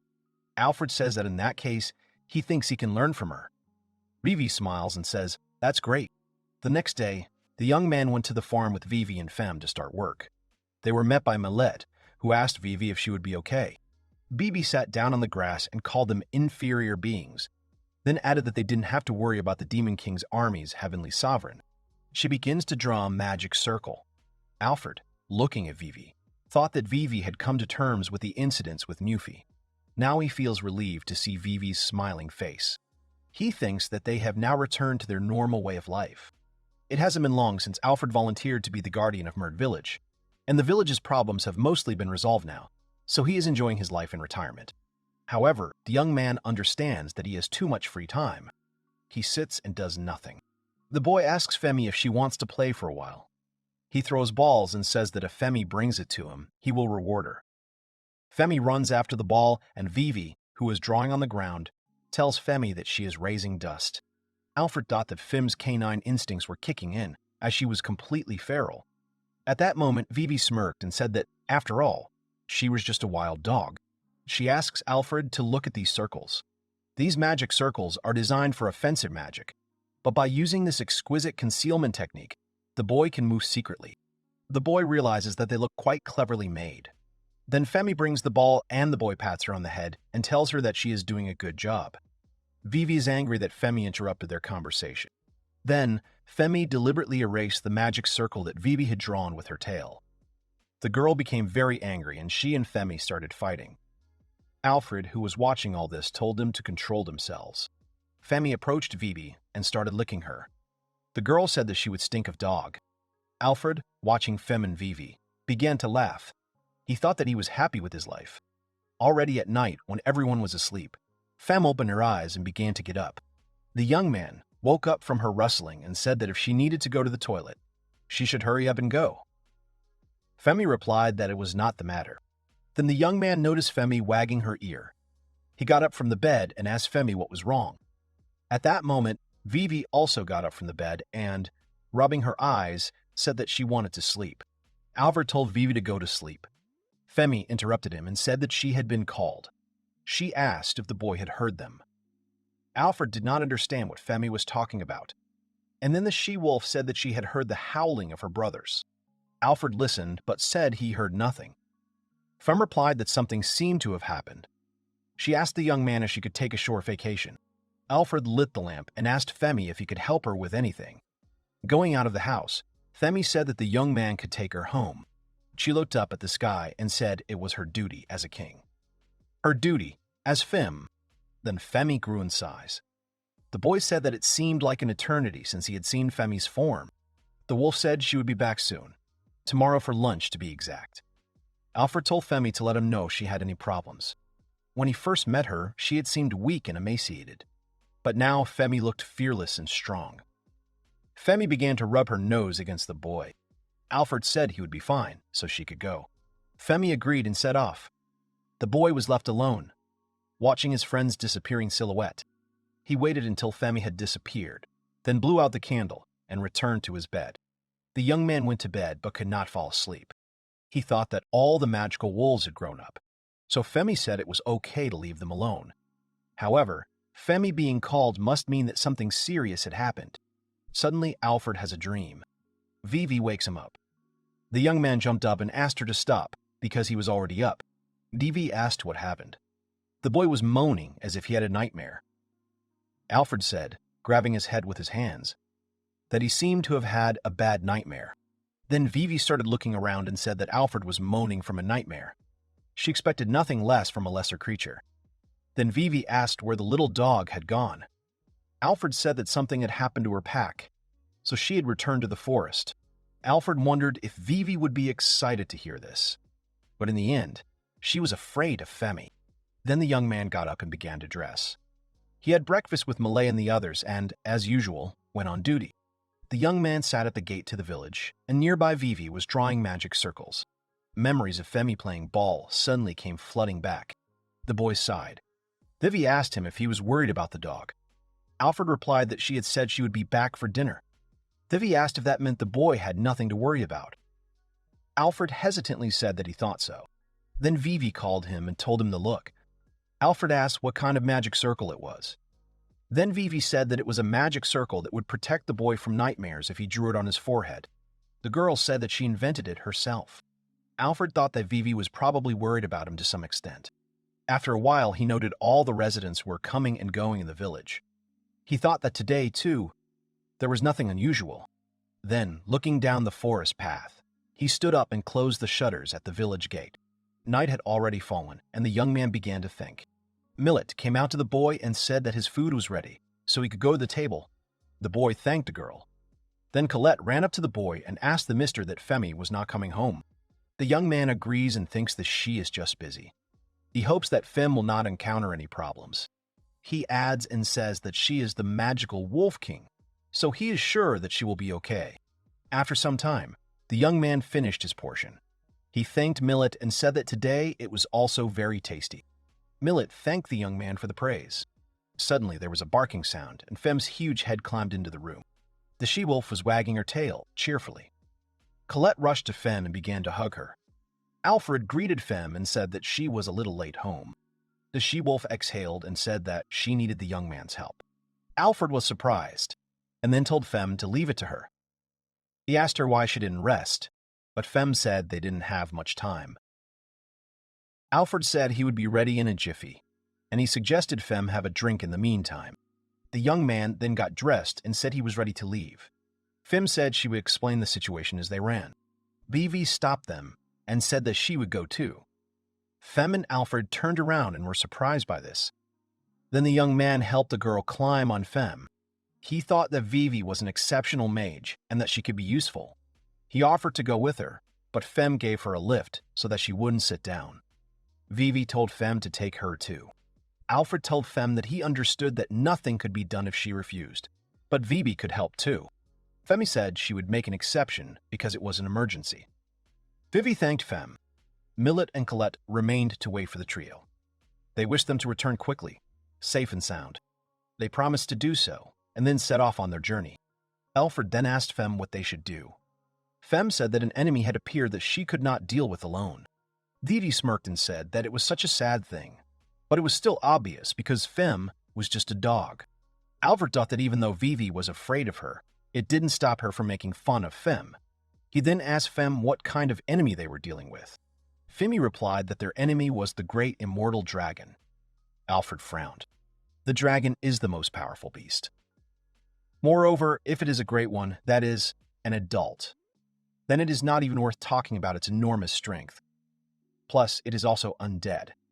It will be able to move even if it is dealt fatal damage. Even if the boy smashes his skull and heart, he won't stop moving. To defeat him, they'll have to cut off all his limbs and burn them to ashes. He knows it will take them a long time.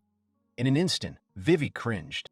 Alfred asked her if she was okay and didn't have to go with them. Vivi asked what the young man was saying. She laughs and says that someone like the great immortal dragon is no match for her. The young man realized that Vivi was terribly afraid. Then, after a while, Fem stopped. The boy asked if this was the place, to which Fem replied in the affirmative. She led them to Sharp Mountains. Suddenly, Vivi felt something and, looking into the thicket of the forest, saw many glowing eyes. Vivi was scared, but Femi said that they were her followers. The young man asks what their situation is. Femi says she will explain everything. Last night, an immortal dragon suddenly attacked alone. Her magical wolves tried to repel the attack, but they failed, so they asked her for help. However, at that moment, a large number of small undead dragons appeared, causing them to fail, and so Femi turned to the young man. Alfred looked around the area, where there were many bodies of small dragons. The young man said that even though the dragons were small, to think that they could defeat 3 undead dragons.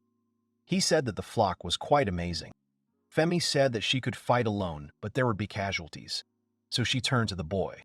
Femi is the magical king of wolves, and she must protect a pack of magical wolves. So she bows her head and asks people for help. Alfred thinks that he can't say that Femi can win, but he can say that she can fight. She clearly understands the difference in strength between her and the enemy. That is why, as a king, she bows her head to protect her flock. Alfred says that Fem is a great king, so she should raise her head. He smiles and asks her to leave it to them, because they will help. Vivi tells Femi to just be confident and count on them. The boy then looks around the mountains and says it's pretty quiet. Fem says it looks like the dragons are heading towards Fem Forest. Alfred says that there's a village called Merg near the Fem Forest, so we can say that he is doing his job as a guard. He strokes Fem's fur and asks the pack to leave the huge dragon to him, and they, the wolves, must go and fight back as long as they can. Vivi asked what she should do. Alfred said that the girl could do as she knew because he trusted her completely. Vivi turned and ran, saying that she understood. The boy then begins to use magic. He calls upon the Queen of Fire, who rules the fiery heavens. Then he calls upon the Prince of Demons, who rules hell. The boy asks them to open the gates of purgatory with the holy key. He then turns to the Lord of the Sun and the Earth and asks them to burn away the impurities of this world with their hellish flames of eternal darkness. He announces and says that his name is Alfred Lind. Then a huge wave spreads across the surrounding area, and everything is struck by a huge flame. Vivi does not understand what this huge force is. Alfred looks at the burning mountains and asks the dragon how he feels about this. He held back his magic power so as not to burn the forest. But what will happen next? Then the young man sees the huge dragon and realizes that he was unable to turn it into ashes, but nothing less could be expected from the great dragon. Not only has he turned into a zombie, but he also has a magical barrier around himself. The boy then notices the small dragons and realizes that the small dragons also survived because they hid in the shadow of the great dragon. Alfred shouts and says that everyone must give it their all and they must act as planned. All the wolves rush into battle. The wolves rushed into battle and began to attack the small dragons with their sharp jaws. Alfred used magical spears. In addition to combat use, their speed is commendable. He launched magical spears straight at the dragon, but realized that the magical barrier had reflected them. At this moment, the huge dragon looks straight at the young man. Alfred uses the magic spears again, calling it the second round. At that moment, the dragon turns around and breaks the nearest trees. The young man flies to the side, but his magical spears create a crack in the dragon's barrier. The young man then stands on the ground and activates the magical spears again, calling it the third round. The spears shoot straight towards the dragon. They break through the magical shield and pierce the dragon's body. The monster lets out a terrifying scream and then begins to shake in pain. Alfred realizes that he still feels pain even though he is undead. Then it is quite pathetic, so he must finish him off quickly. At that moment, the wolves were tearing the small dragons apart in a heap. Alfred realized that the small dragons had suddenly started running towards the big dragon. The big dragon started to fly away. At that moment, Vivi activated her magic circle and shouted that the dragon would not escape. She shouted for him to say hello to her wind blades. At that moment, a large number of wind blades began to attack the dragons flying directly above them. The wind blades cut off the dragon's limbs. He fell with great force right on the ground. Alfred thought that his barrier was gone and he didn't seem to have the strength to restore it. He said that this was the end of the dragon, and then thrust his magic spear. Vivi shouted that it was still moving. The boy activated his flame on his hand and told the dragon to sleep peacefully, and then he set it on fire to destroy it completely. Femi watched the flames. Then she howled, declaring victory. Her pack took up the king's howl and began to howl as well. Alfred thought about how Fem and the other wolves had begun to howl now that they had confirmed the dragon's death by incineration. The young man smiled and wiped the sweat from his face. It was already morning, and they had won this battle. In total, the heroes defeated 1 great dragon and 20 small dragons. His thoughts were interrupted by Vivi, who said that this was very sad. These proud dragons have become undead. Or rather, zombies, if we come to that. Alfred agrees with the girl and says that this is a pitiful sight. He thinks that zombification magic is an absolute taboo. But who could do such a thing then? If the target is hit by this spell, they will lose control of their body and become a living corpse. Along with their consciousness when they were still alive, they become a puppet with zero control over their body. He places his hand on his chest and bows so that the dragons may rest in peace. He then turns to Vivi and tells her to hurry up and get the remains. He is sure that Millie and Colette are already worried. Vivi laughs and says that she will help too then. They began to cut up the dragon. Alfred turned to the girl and asked her why she went with him today. Vivi was scared by this question. She hesitated for a moment, then said that she just thought she could make these wolves owe her a favor. She laughed and said that now they were her debtors and she did not worry about them at all. The young man laughed. He thought about how Vivi seemed to be worried about Fema too. He pats her head and tells her that she did a great job. Vivi started getting angry and playfully hitting Alfred. At that moment, Fem asked them if they were going back to the village. After a while, Millie was yawning outside Alfred's house. Suddenly, she heard something and ran to the entrance of the village to see. Millet saw Fem, Alfred, and Vivi calling for the girl. Vivi asked if they were expecting them. Millet smiled and greeted. The boys said that they had arrived home. Colette immediately ran to Fem to hug her. Colette was happy to see Fem again. Then she hugged Alfred and greeted her. Vivi asked Millet if they had been waiting for them all this time and hadn't gone to bed since they had huge circles under their eyes. Millet laughed and said that they had caught them. They had been waiting for them all this time without their knowledge. Alfred apologized and said that he thought he had disturbed them, but in any case he thanked the girls. Alfred smiled and thought that it was great that it was all over and everything was okay. He thought that after all this, he should take a little break. In any case, he didn't want to strain himself now. After a while, Vivi was drawing a magic circle and asked Alfred what he was doing. The young man replied that he was simply sorting out things in his bag. Femi was lying next to him and yawning. They are distracted by Millie, who calls Alfred and says that she has brought the elder. The man greets them and asks if they have any request for him. Alfred thanked the elder for coming. He then said that he wanted to show him something first. Alfred pulled out the great dragon's head from his inventory. The man was so surprised that his eyes almost popped out of his head. The man can't take it anymore and falls to the ground. He doesn't understand what's happening. Alfred says that, in fact, last night he received many things from 20 dragons. However, when he takes out the horn, he says that they are quite large and heavy. He called the elder to ask if there was a place for all this that he could rent to store these things. They were in his bag, but it was not necessary to always carry so many things with you. The man asks if these are really all dragon remains. Alfred agrees. Then he realizes that it is true that some people in the world believe that dragons are divine beings. Maybe the elder is one of them. He apologizes to the man and says that they were undead and he had no choice. The man says that is not the case at all. He smiles and says that Alfred is simply amazing.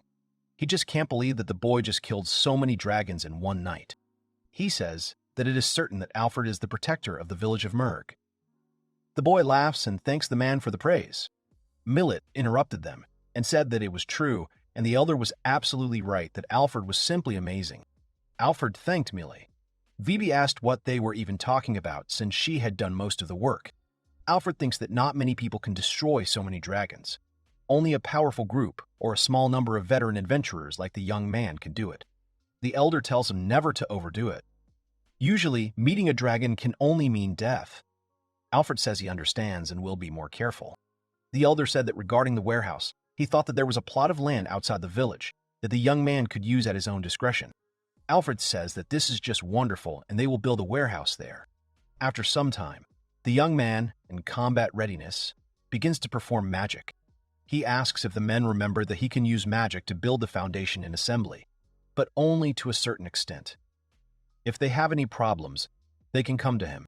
Alfred said that it seemed that magicians really did find it much easier to do carnal things. The man who carried the boards said that the young man was right. After 3 days of helping the carpenters with the construction, they finally finished building a warehouse for Alfred. Alfred said that this interior is amazing. Thanks to Vivi's magic, it is not only strong, but also has a capacity greater than one would think. Vivi said that this was the hand of a master. This was not some wild battle magic for the young man. For this, she had to draw a perfect, elegant magic circle. Vivi asked the boy if perhaps he should become a carpenter. Alfred said that the girl thought so too. Vivi says that this is where they will keep all their valuables, so it needs to be guarded. The boy asks if this is really necessary. Vivi agrees. She smirks and says with a wink that she has it all planned out. Alfred asks if that's true. The next day, Vivi was reading a book about magic circles. Alfred asked the girl why she had suddenly become so shy. Vivi smirked and told the boy to just wait and watch as she did everything with her excellent skills. Then Millet came into the room and called Alfred. The girl asked if the young man would help her gather herbs. Alfred said he agreed, and there were no problems. Millet thanked the young man and said that it was time for them to go then. At that moment, Femme barked, saying that she would also go with them. Alfred then asked Vivi if she would go with them. Vivi declined and said that she was preparing something. After some time, the young man asks Millet if she smells something unpleasant. The girl agrees with the young man and says that she is right. Millet says that the herbs they are looking for have a foul odor. She then tells the young man to cover his nose with a rag. Millet says she's going. Alfred agrees. Suddenly, Femme starts sniffing, and Alfred asks if she's okay. Femi says it smells so good and so strong here. Alfred says he doesn't know if humans and wolves have different senses of smell, and then he asks why Femme is sniffing him. He asks Femme to stop doing that.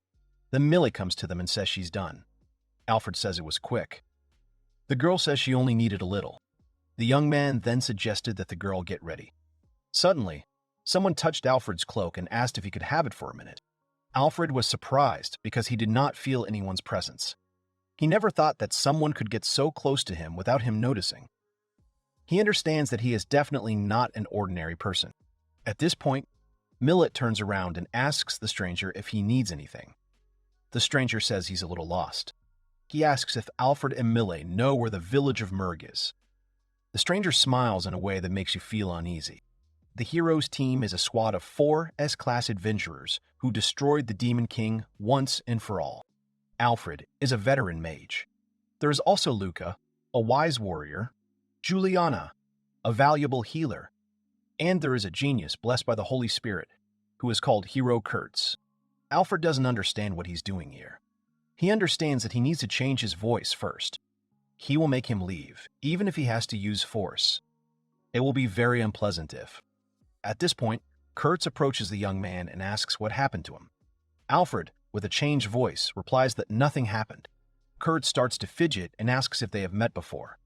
Alfred replies that they have not met. He does not think so. Kurtz says he feels like they've met before. Alfred realizes the boy suspects him. He doesn't understand what's wrong with him and what he can do to mislead Kurtz. Then he remembers something and, turning away, thinks that this should work. He turns around with a beard on his face and says that the boy said he was looking for the village of Murg. They can show him the way. He is glad that he still has a bushy beard for the party. Kurtz is surprised and, embarrassed, tells the boys to take care of him. Alfred thought that it was very good that Kurtz was so naive. At this point, Millet didn't understand what was going on. She said she thought they should go home. She called Alfred by his shortened name, but he said his name was Raoul. The boy then tells Kurtz that the girl's name is Millet. The girl is surprised. Then Alfred turns to her and asks if that's not true. Millet's surprised, and Alfred thanks her for understanding. After a while, Alfred apologizes to Kurtz for making him walk while he rides his pet. He just has an injured leg. The young man says he doesn't mind. The girl then says that her name is Millet, and she is from the village of Murg. Alfred says that his name is Rao. The young man thanks them for their kindness. The girl says her name is Cruz Condoran. He is here to kill the undead dragons that have infested this area. Millet is surprised and then looks at Alfred, who says that it is very terrible, and then gestures to Millet. Kurd says that all of this is true. The undead dragons were created by a dark mage, who was probably one of the survivors of the Demon Lord's army.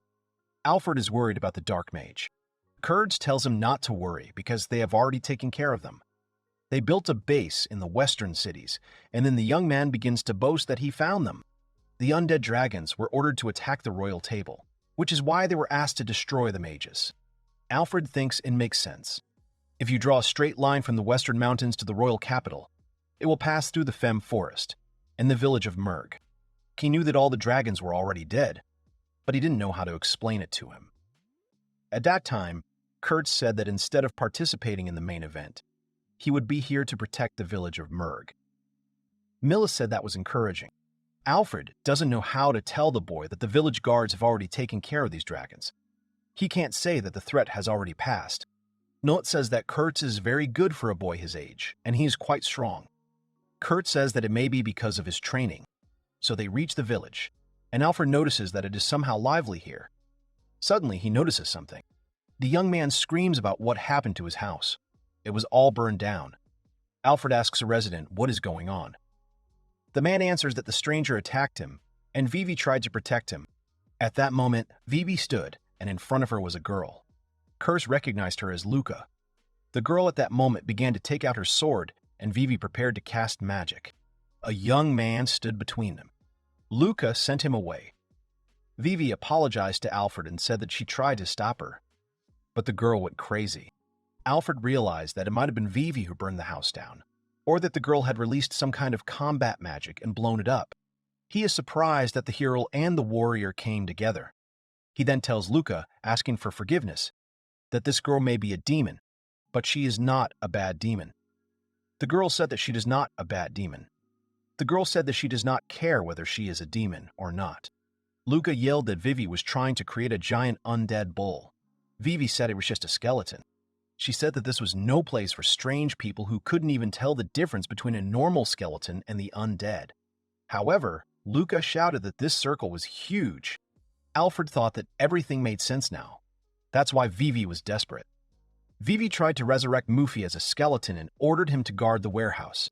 Luca said that she did the right thing by destroying that magic circle because it was a real monster. Vivi got angry and shouted at the girl to take back her words and not dare to call Mufi a monster. Alfred said that from what he knows, some countries use dragon and human skeletons in their armies. He thinks there is not much difference between a human skeleton and an ox skeleton. The souls of the dead are defiled, causing them to turn into skeletons. Skeleton souls are temporary and bound to their owner. Skeletons can also be partners of humans. Luca shouted that this could be so. She was interrupted by other voices of residents who said that Vivi was not bad. They also pointed out that the girl was young, but she already had a bad character. The city was a terrible place. Then Cruz intervened and asked Luca what was going on. The girl was happy because Cruz had so unexpectedly separated from them. And now, it turned out, she was already here. However, in any case, it didn't matter now. Luca points to Vivi and says that she is the fifth of the 4 heavenly kings of the Demon King's army. And now she is in a place like this. They must kill her. Alfred thought the situation was serious. When did this fifth of the 4 heavenly kings manage to become famous? Luca said that without a doubt, she was going to resurrect the Demon King's army as the last of the heavenly kings. She was going to take over the imperial capital with the help of the giant bull. Cruz realizes that in that case, it's time to clean up the place. Alfred realizes that the situation is just awful. Warrior Luca is the brains of the team. He can't even imagine its strength. Also, he doesn't even mention Krug, who is a heroine chosen by God. They would definitely lose if a fight broke out. Alfred asked them to wait and asked if he could talk to them. At that moment, Vivi shook off his hand that was covering her and stepped forward. Alfred shouted that this was just madness. Suddenly, all the children of the village lined up in front of Vivi and covered her with their hands.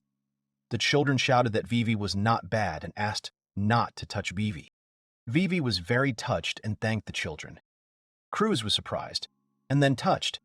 She said that if the children said so, then Luca should leave Vivi. The girl was very surprised. Cruz put away her sword at that moment and ran towards the children. Alfred thought that Cruz was like that as usual. She was not so kind-hearted, but she had a soft spot for children. At that moment, Cruz suggested that the children play together. Because of her carefree attitude, others think that she is easy to defeat. but he is sure that Luca will not give up so easily. At this point, the girl sighed and said that it seemed that nothing could be done. Alfred said they were very sorry from the bottom of their hearts. Luca said all they asked was that they keep their skeletal bowl. Vivi said she understood. Then Luca smiled nervously and called the magician with the fake beard and told him to come here. The young man smiled awkwardly and greeted her. Then they came to the boy's barn. Alfred turned to the warrior and asked what she wanted. Suddenly, the girl slammed her hand right next to the boy's head.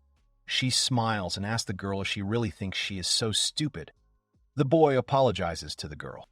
Luca asked if it could really be called a touching reunion. Alfred asked the girl when she realized it was him.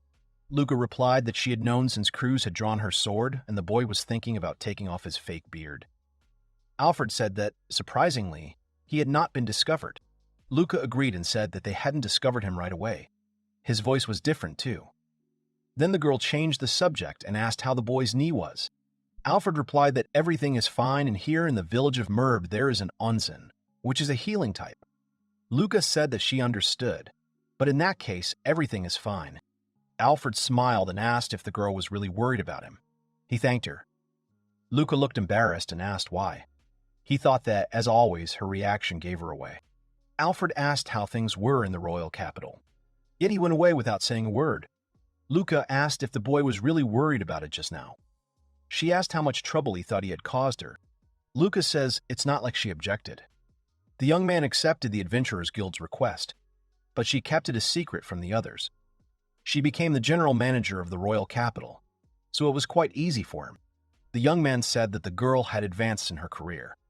The reason no one had found him yet, because Luca had been helping him from behind the scenes all this time. He should thank her better. Alfred said that the fact that he was here in this village. Luca replied that she knew everything, but she did not come here to see him. The boy asked if it could be because of the dragon. Luca said it was true. Alfred said it was also to finish off the survivors of the Demon King's army. Then Luca asked the boy to wait a minute, because it was confidential information.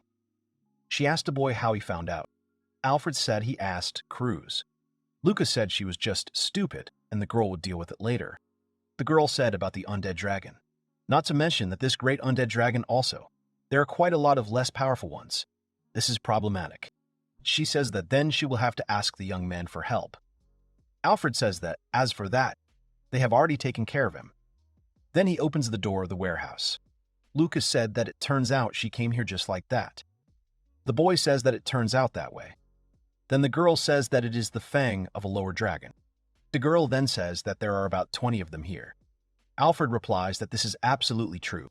Luca asks if it wasn't hard for the boy. Alfred says Vivi and Femme helped him. Luca thinks about one of the 4 heavenly kings of the Demon King's army. Then Cruz asked Luca through the window how long she would be there. Then Cruz went into the warehouse and was very surprised. Luca added that apparently the work here was already finished. Alfred then shows his beard and tells Cruz that they haven't seen each other for a long time. Cruz is surprised and says that this old man was actually Alfred all this time. Alfred thought that he was worried about her trusting him. Cruz asked Alfred what he was doing there, since he was always moving from place to place. Then they chatted for a long time. Cruz says the boy came to the village to heal his knee. Alfred asks Luca why the girl lied to her. Luca said that if she had told her the truth, she would have definitely followed her. Cruz said that it was natural, because she would go to the ends of the earth for Alfred. Cruz thought about moving to Murd Village too. She would train with Alfred and become even stronger. The young man said that it was definitely not in the middle of his recovery. Luca interrupted them and said that she had already told Krug that if the hero abandoned his work, many people would be in trouble. Alfred said that if the hero leaves the royal capital, people will worry and rumors will spread. However, they can safely come here and hang out whenever they want. Cruz says that if Alfred says so, then she should listen to him. The young man replies that then the two of them can stay the night. However, he looks at his house and says that he completely forgot that his house burned down. Cruz says that then they will all set up camp together. Luca said she would probably hold off. Alfred said he agreed with Luca on that. It looked like the village of Mert would become a little more lively. Luca asked why Cruz liked living in tents so much. Cruz said it was a lot of fun. At that moment, Alfred's comrades were watching them and wondering what they were talking about. Luca bowed low and said she was terribly sorry for the inconvenience. The villagers were surprised, and the elders smiled sweetly. Alfred told the villagers to listen. These are his friends. Or better said, these are his former allies. They are very trustworthy, and they regret what they did, so he asks if they could kindly forgive them. Luga said that as soon as she saw this huge magic circle, she decided to stop it at all costs. The men said, smiling sweetly, that such things happen. The village chief asked Luca to raise his head. Since they were Alfred's friends, they were happy to welcome guests to their village. Alfred smiled awkwardly. Luca sighed in relief and thanked the village chief. Cruz also smiled and said that it was very cool. Luca turned to her with a murderous aura. Cruz asked the girl why she was staring at him so carelessly. Luca hugged Cruz and told her to go and apologize for pulling out her sword. Alfred thought about how he had not revealed Luca and Cruz's true identities. If it was revealed that they were the hero and warrior who had subdued the Demon King, they would become important people. The villagers would be embarrassed, and these two would not like it. The village elder turned to Alfred and asked him what he was going to do today. Alfred thought that since his house had burned down, he was planning to spend the night in the barn with everyone else. The village elder cried out and said that he would not allow the young man and their precious guests.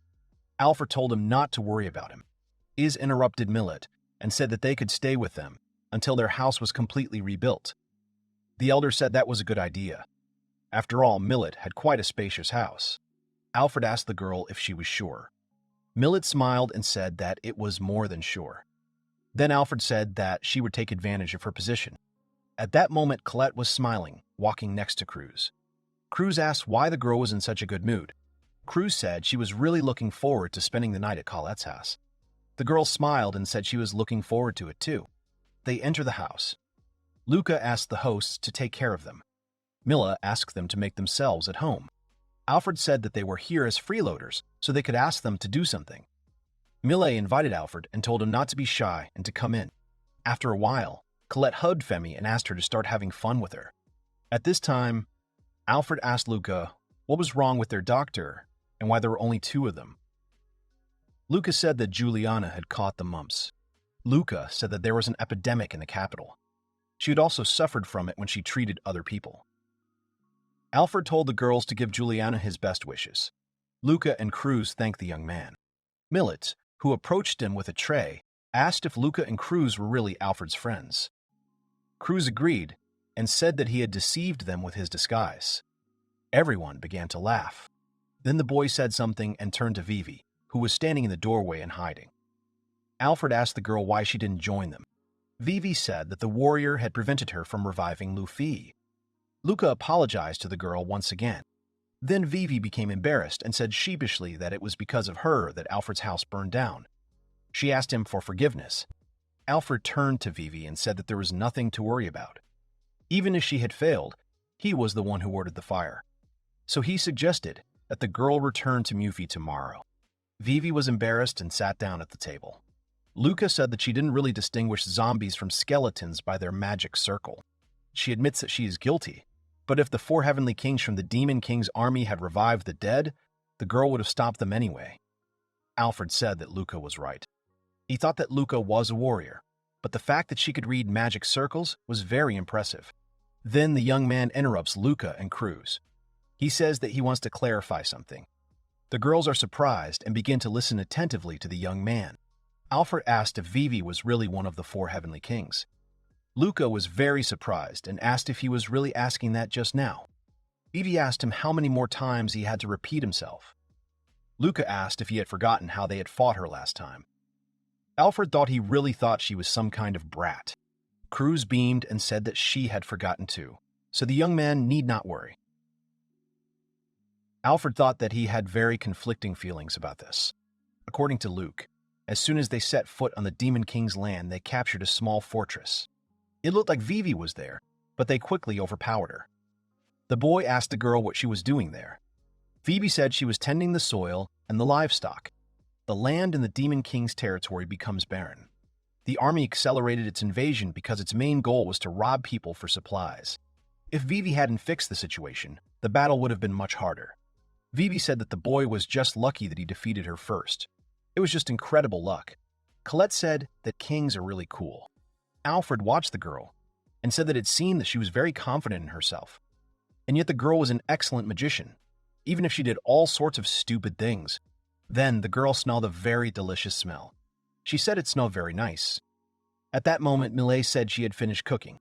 Everyone thanked the girl.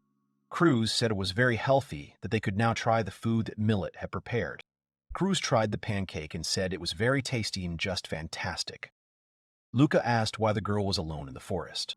Cruz replied that she found a strange trail and followed it and accidentally separated from Luca. Luca said that the girl got lost simply following the supposed trail of the Hydra. Alfred asked her what she meant by the Hydra. Vivi replied that the Hydra was a pretty dangerous monster. The Hydra is a creature with many heads and deadly poison. Its strength can be compared to a dragon. Luca added that she thought Cruz was mistaken. She had also checked the road, but she had found no trace of the Hydra. Cruz said with certainty that she was sure it was a Hydra. Alfred thought that Cruz might be a bit off, but her intuition never let her down. The young man told the girl that if she found her, he would help her. Cruz asked the young man for his concern. Then, after they ate, Millet said they could go to the hot springs. Cruz asked if they really had hot springs. Luca said she'd like to go too. Millet said she'd take them there right now. Millet then tells Alfred, Vivi, and Femi that she will be back soon, so they shouldn't worry or rush because she and Femi will be staying. Cruz grabbed Alfred and said that they hadn't bathed together in a long time. Alfred said that he didn't need it and that he would stay home. Cruz asked the young man if he really wouldn't go to the hot springs because he smelled of sweat. At this point, Millet began to shake and said that Alfred had been swimming with Cruz and then asked if they had ever been together. Alfred said that if this could be called bathing, then he was a traveler and sometimes he had to overcome his shyness and wash himself quickly. He said that this was something else. They were traveling, so it was normal. Mila was saying at this point that she couldn't believe it. Vivi said that travelers were so shameless. Luca pulled Alfred and Cruz apart and said that they were no longer on the road and mixed swimming was unacceptable. Cruz said it would be more fun if everyone was together. Luca told Cruz to understand that it was embarrassing. Then the girls left and Alfred wished them a pleasant time. Cruz said that she was very sorry that Alfred was not going with them. After a while, the young man was walking with Femi after the hot springs. He said that they were just great today. The young man walked and looked at the sky and realized that today there would be a full moon. After some time, the young man returns. Millet meets him and tells him that dinner is almost ready. Alfred thanks the girl. Alfred then goes into the room where Vivi is sitting at a table drawing magic circles on paper. Luca and Cruz are playing cards while Colette watches them. The girls called the young man and invited him to play cards with them. Alfred smiled sweetly and felt some peace. Then they played cards and waited for Millet to cook dinner. After that, they waited for dinner, and then all cleaned up and washed the dishes together. It was already late at night. Alfred was climbing the stairs and carrying the sleeping Colette to bed. Millet said that she had already made up the beds and that there were only 2 rooms. Colette reached out to Femi and said she would sleep with her. Millet said she and Colette would sleep on the floor so the guests could use the bed. Alfred said he wouldn't allow it.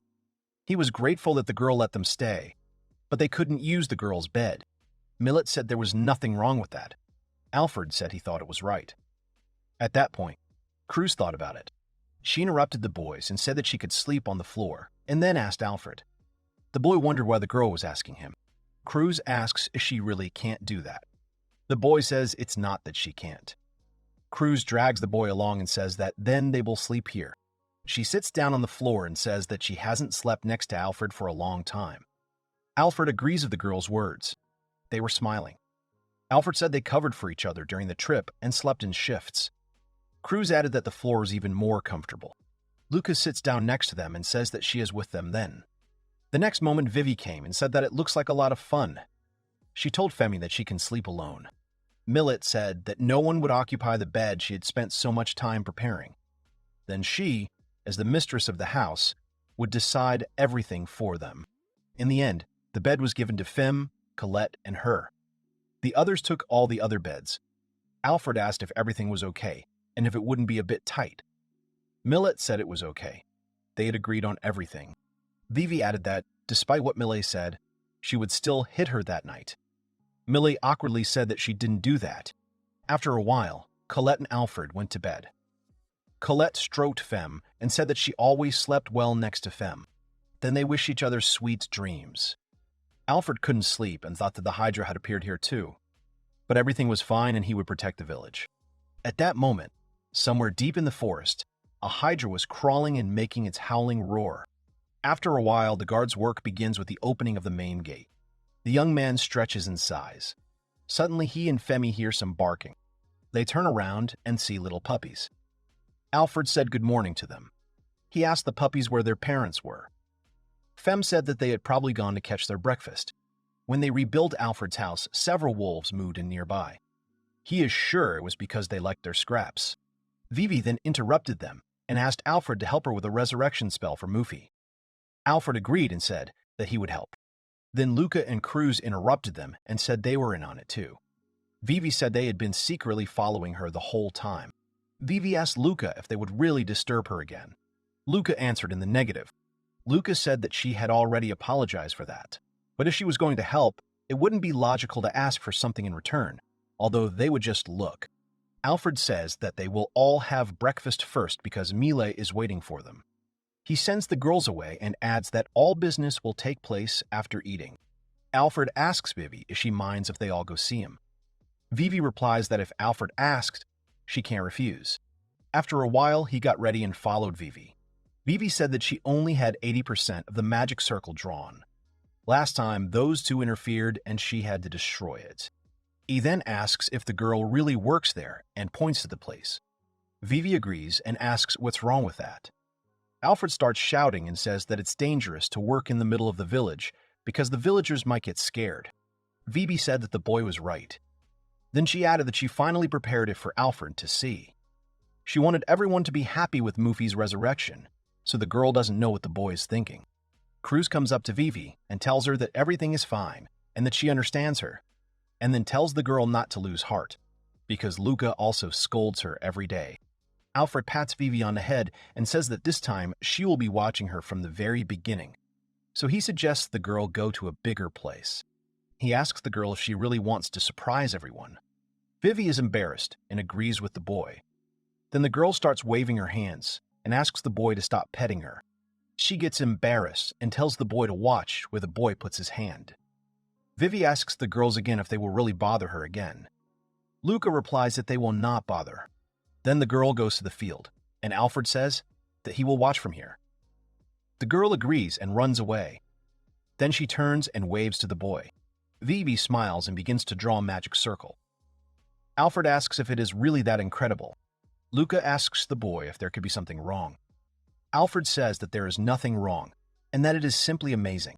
Then Luca thinks and looks at Vivi, who is drawing a huge magic circle. Some time passes. Cruz was playing with Femi and asked her to bring the ball. At this point, Vivi was already sweating and then told Alfred to check her magic circle. The young man, who was already sitting on the ground, agreed. The boy said that he liked Vivi's idea and that he would never have thought of something like that. Vivi started to giggle. Alfred thought about how Vivi had taken her time drawing this complicated magic circle. He thought that Vivi was far superior to him in this matter. His gravity magic will hold the bones together. Now all preparations are complete. Vivi asked everyone to stay back until she is finished. Vivi placed her hands on her magic seal and closed her eyes. Suddenly, Mufi's skeleton began to gather, while Vivi cast a spell. Luca and Cruz covered their faces with their hands to protect themselves from the strong wind. They were very surprised by what was happening. Alfred was also surprised. He thought about how Mufi didn't have vocal cords. She made sounds with her spiritual energy, and it was very incredible. He shouted to Vivi that it worked. Vivi started crying and called out to Mufi. The girl ran straight to Mufi, and Alfred shouted at the girl to stop and not go there. Vivi screamed that she didn't know how to make it up to her. Vivi apologizes to Mufi for hurting her. Vivi adds that she is very sorry. She screams at Mufi that if she can't forgive her, she can take revenge right now. Vivi continued to look at Mufi. Luca began to draw his sword, and Alfred began to activate his magic. The young man thought that even if Vivi was willing to do this, he couldn't let her die in front of her. Suddenly, Mufi rubbed her nose against Vivi's face. The girl asked Mufi if she really forgave her. Mufi made a happy humming sound. Vivi cried with happiness. but then she wiped her tears. Alfred realized that it seemed like Mufi had forgiven Vivi. However, he was the one who killed her in the first place. Mufi turned to the boy and opened her jaw. Cruz and Luca were very surprised when the boy's body disappeared into Mufi's skull. The girls then ran up to Alfred and asked him if he was okay. Alfred smiled and said that Mufi had only bitten him a little. The boy pets Mufi and thanks her for coming back to them. Alfred, Vivi, and Femi began to pet Mufi happily. After some time, returning to the village, the women asked if the rumors were true, and it was a giant skeleton of a bull. Alfred apologized for the show and said the skeleton was not dangerous, so they should not worry. The woman said she had never seen a skeleton move before, so necromancy was awesome. Then they come to the pen, and Vivi says that this is now Mufi's new home, and she wants Mufi to stay here. Suddenly, Mufi's legs gave way. Vivi told Mufi not to worry because she would always be there. As long as Mufi stayed close, everything would be fine. Then the puppies showed up. Alfred asked why the puppies were still there. Fem said it was very strange. Cruz asked what skeletons usually eat. Alfred replied that since they don't have a digestive system, they only need a little spiritual energy. Vivi said that was true. Since their bodies were created with magic, they live on it. Cruz said that she understood, and then asked if it really wasn't hard for Vivi, since Mufi was big. Vivi said it was a very complicated thing. She wasn't the only one supplying spiritual energy to Mufi's body. Cruz said she understood. Suddenly the puppy started howling. Alfred asks Fem what is going on. The she-wolf answers that the wolves have found a hydra. Alfred smirked and said that the hydra had finally appeared. Cruz immediately drew her sword. Alfred thought that he had no other choice and would have to fight. Cruz smirked and said she wouldn't let the trail go again. This time, she would see it through. Alfred panicked and asked Cruz if she could calm down a bit. Cruz agreed. Alfred turned to Fem, but the wolf replied that she already knew. Fem then changed into her true form and said that, after all, it was her job to protect the forest. Alfred turned to Vivi and told her to stay here in case the village was attacked. Vivi agreed and said that she and Mufi would keep an eye on things here. Alfred then mounts Fem and calls Luca and Cruz, then asks the girls if they are ready. Luca and Cruz agree. They set off. After a while, having gone deep into the forest, Femi howled and then began to listen to those who answered her. The she-wolf told Alfred the right direction and ran straight there. Then, suddenly, Alfred saw this huge hydra. Luca said it was even bigger than she thought. Alfred said that the girls should be careful, because the hydra is poisonous. Suddenly, Cruz rushed screaming straight at the hydra. Alfred ordered the girl to stop and not to attack headlong. Although Krug is a brave warrior, she's sometimes too reckless. However, even so, it is their duty to support her. The boy used magic and created a huge beam of light right above the hydra. The hydra covered its eyes, and then its heads were cut off by Cruz's sword. Hydra used some kind of liquid and poured it right on Cruz. The girl tried to wipe the liquid off and said that it's some kind of terrible smell. Suddenly, someone grabbed the girl by the collar and pushed her aside. Cruz asked Luca what she was doing, but at that moment, the hydra's head rushed past Cruz. Luca cut off the head and said that they had warned the girl about the poison, and then asked if she was really tired of living. Suddenly, the girls were surprised because the heads of the hydra grew back. Luca started chopping them again and said that this hydra was behaving abnormally. Alfred, watching them, thought that Luca's words were true. Usually, hydras need 3 days to regenerate. This is too fast to regeneration, so it is definitely not normal. Suddenly, Alfred turned to Luca and Cruz and yelled at the girls to continue chopping off her heads because he had an idea. He says he's going to try to burn her with his fire magic, so they should hold out until then. Cruz says they get the message. Luca tells Alfred to move fast because she can't hold out much longer. Cruz says the fun is starting. She is interrupted by Luca, who says she's not going to listen to someone covered in poison. At this time, Alfred orders Fem to go around the hydra. The she-wolf accepts the order and begins to carry it out. Alfred extends his arm and attacks the hydra with a fiery spear. Cruz and Luca are surprised that it works. Cruz beamed and told Alfred that it was great, but Luca told her not to relax. Cruz agreed and said that now they will definitely win, because she can't hold back. Luca asked Alfred to cover her back. Alfred smiled and agreed, then said that they should finish off these heads. At that moment, Femi watched Alfred and realized that this was what Alfred's team was capable of. The Hydra was destroyed and everyone breathed a sigh of relief. Femi realized that Alfred's group was indeed very strong. Alfred was happy that it worked and they succeeded. Suddenly, Cruz smelled a delicious smell.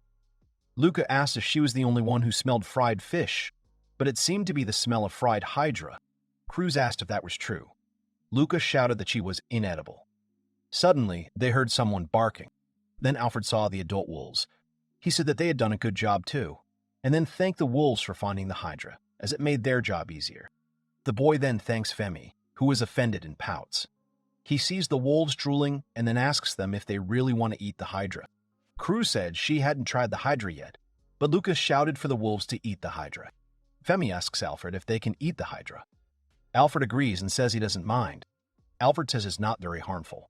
Luca is surprised and asks Alfred if he's ever tried Hydra. Alfred said it was once when he was younger, for scientific purposes, although he just felt like it. Cruz told Luca it was okay. Cruz said it looked so delicious and crispy. Alfred said he was warning the girl that it was very tasteless. Luca hears the wolves yapping and Cruz screaming that they will share. Cruz then offers to let Alfred butcher her. Luca was silent for a moment, and then said that in that case she would return first. Alfred was surprised. After some time, the Hydra meat was fried. The wolves began to eat, and Cruz followed them. Alfred thought that when Cruz and the others ate meat like that, it looked delicious. After dinner, they collected some trophies and headed home. Luca said that she was lucky to get some valuable ingredients, so it was a big success. Luca asked Alfred if maybe they could go to a hot spring when they got back to the village. Alfred said that was a good idea. Suddenly, Cruz cringed and said she was in pain. Luca asked about the girl's condition. Cruz said her stomach hurt. Alfred asked if Cruz was really sick, since strong warriors like her rarely get sick. Luca said it was all because of the Hydra. She asked the girl if she could walk. Cruz said she could walk, but not so fast. Alfred grabbed Cruz by the shoulder and told the girl not to tire herself out, and she would ride Fem. Cruz said she was fine and that the pain in her stomach wouldn't break her. Alfred said he thought she was going to faint. Alfred asked Fem if he could go with Cruz, since the she-wolf was the queen of the wolves. Alfred told the girls to hurry up, and he told Cruz to hold on tight. Then they went home. Cruz thanked Alfred. The young man at that moment thought that the Hydra meat was tasty, but not poisonous, because he was convinced of this from his own experience, so he realized that something was unclean here. They then arrive at Millie's house and tell the girl that Cruz has a stomachache. Millie says that it is a serious problem and she will make up the bed right away. After some time, Cruz is put to bed. The girl apologizes to Millie for disturbing her. Colette asks Cruz if she is okay. Cruz thanks her for her work. Millet asks the girl what unusual food she ate. Luca said directly that she ate the meat of the Hydra. The girl wanted to stop Luca, but the girl said not to try to hide her stupidity. Cruz said that Fem ate too. Alfred said that he thought Fem was okay because she was a wolf. Millard said that according to Alfred, the Hydra's meat is not poisonous, as it releases all its toxins during battle. Perhaps the remains of them were in the meat she ate. Millet said she would prepare medicine for stomach ailments and give an antidote just in case. If the young man wanted, she could prepare it for him, but he would have to wait. After some time, Miller returns with medicine. Alfred said that Millet was like a real master. Millet thanked the young man. Cruz drank the potion and said it was horrible and smelled horrible. Millet said it was medicine. Cruz continued to drink it, but it was too bitter. Then Luca came up to Cruz and asked how much more she would drink. Then Luca pinched Cruz's nose and poured the medicine into her open mouth. Alfred told Cruz that she had done well. Luca jokingly said that it would keep her away from the Hydra meat. Cruz suddenly cried out that it seemed like the medicine was working. Luca said that was simply impossible. Then she said that it didn't matter because she had to lie down and rest. She also said that she would stay with her for a while. Cruz lies back down, but a second later jumps up and says she thinks it's better. Luca said she can't get better that fast, so she should lie down. Cruz jumps up again and says that she is better, and she's sure of it. 10 minutes later, Alfred thinks that it was a terrible mistake to think that Cruz is a normal person. Millet said it was such a relief to see Cruz Coletta and Femme frolicking. It was all thanks to Alfred. Then Millet stretches and smiles, and then says that the country air is so refreshing today. Alfred sighs and smiles, saying that Millet is right. At that moment, Colette, Cruz, and Femi are frolicking on the grass in the sun. At that moment, deep in the forest, a small rabbit found the severed head of a hydra and ran up to it. Then he drank some strange liquid that flowed straight from the hydra's jaw. Suddenly, the rabbit felt a sharp pain and fell to the ground. After a while, Vivi looked after Mufi and then asked Alfred if it was okay since they had returned home in a hurry. Alfred agreed and said that Cruz was in critical condition, so they took her to Millet. Cruz shouted out that she was already perfectly fine. Alfred said that they got rid of the hydra, so now everyone is safe. Bibi said that was good, and then said that it was also Vivi's doing. The girl beamed and said that it was only thanks to the village guards Vivi and Mufi that they were able to fight in peace. Alfred patted Vivi on the head and said that Vivi was definitely the best guard, then thanked her for her hard work. Vivi said that Mufi wanted to be petted too. Colette and Cruz rushed to Mufi, screaming that they loved her very much. Colette stroked Mufi and said that she was very smooth. Alfred said that it was all true. Cruz also said that Mufi was very nice. Suddenly, Cruz's hand started glowing. Alfred asked a girl what the light was. Cruz doesn't understand what Alfred is talking about, because she's just petting Mufi. Vivi panicked and told Cruz to stop it because she was doing something bad. Lucas stopped Vivi and told her to stop because Cruz was not doing anything bad. Vivi asked Luca what was going on here. Luca replied that it might be the sanctification of the brave. Suddenly, a huge stream of light appeared. The entire village was irrigated with a beam of light. Suddenly, Vivi opened her eyes and was very surprised by what she saw. Mufi had become flesh. Vivi asked what it meant and if it was really Mufi. Cruz said that Mufi had become very beautiful. Alfred said about the consecration that it is a ritual in which the priest bestows sacred power on the armor. Luke agrees with the young man's assumption. Alfred asked if it was such a strong technique.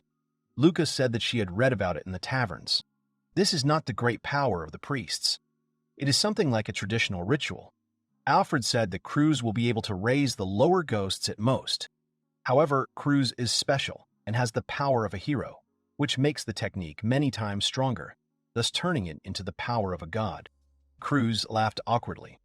Alfred asked the girl what she had done. Vivi asked what had happened to Mufi.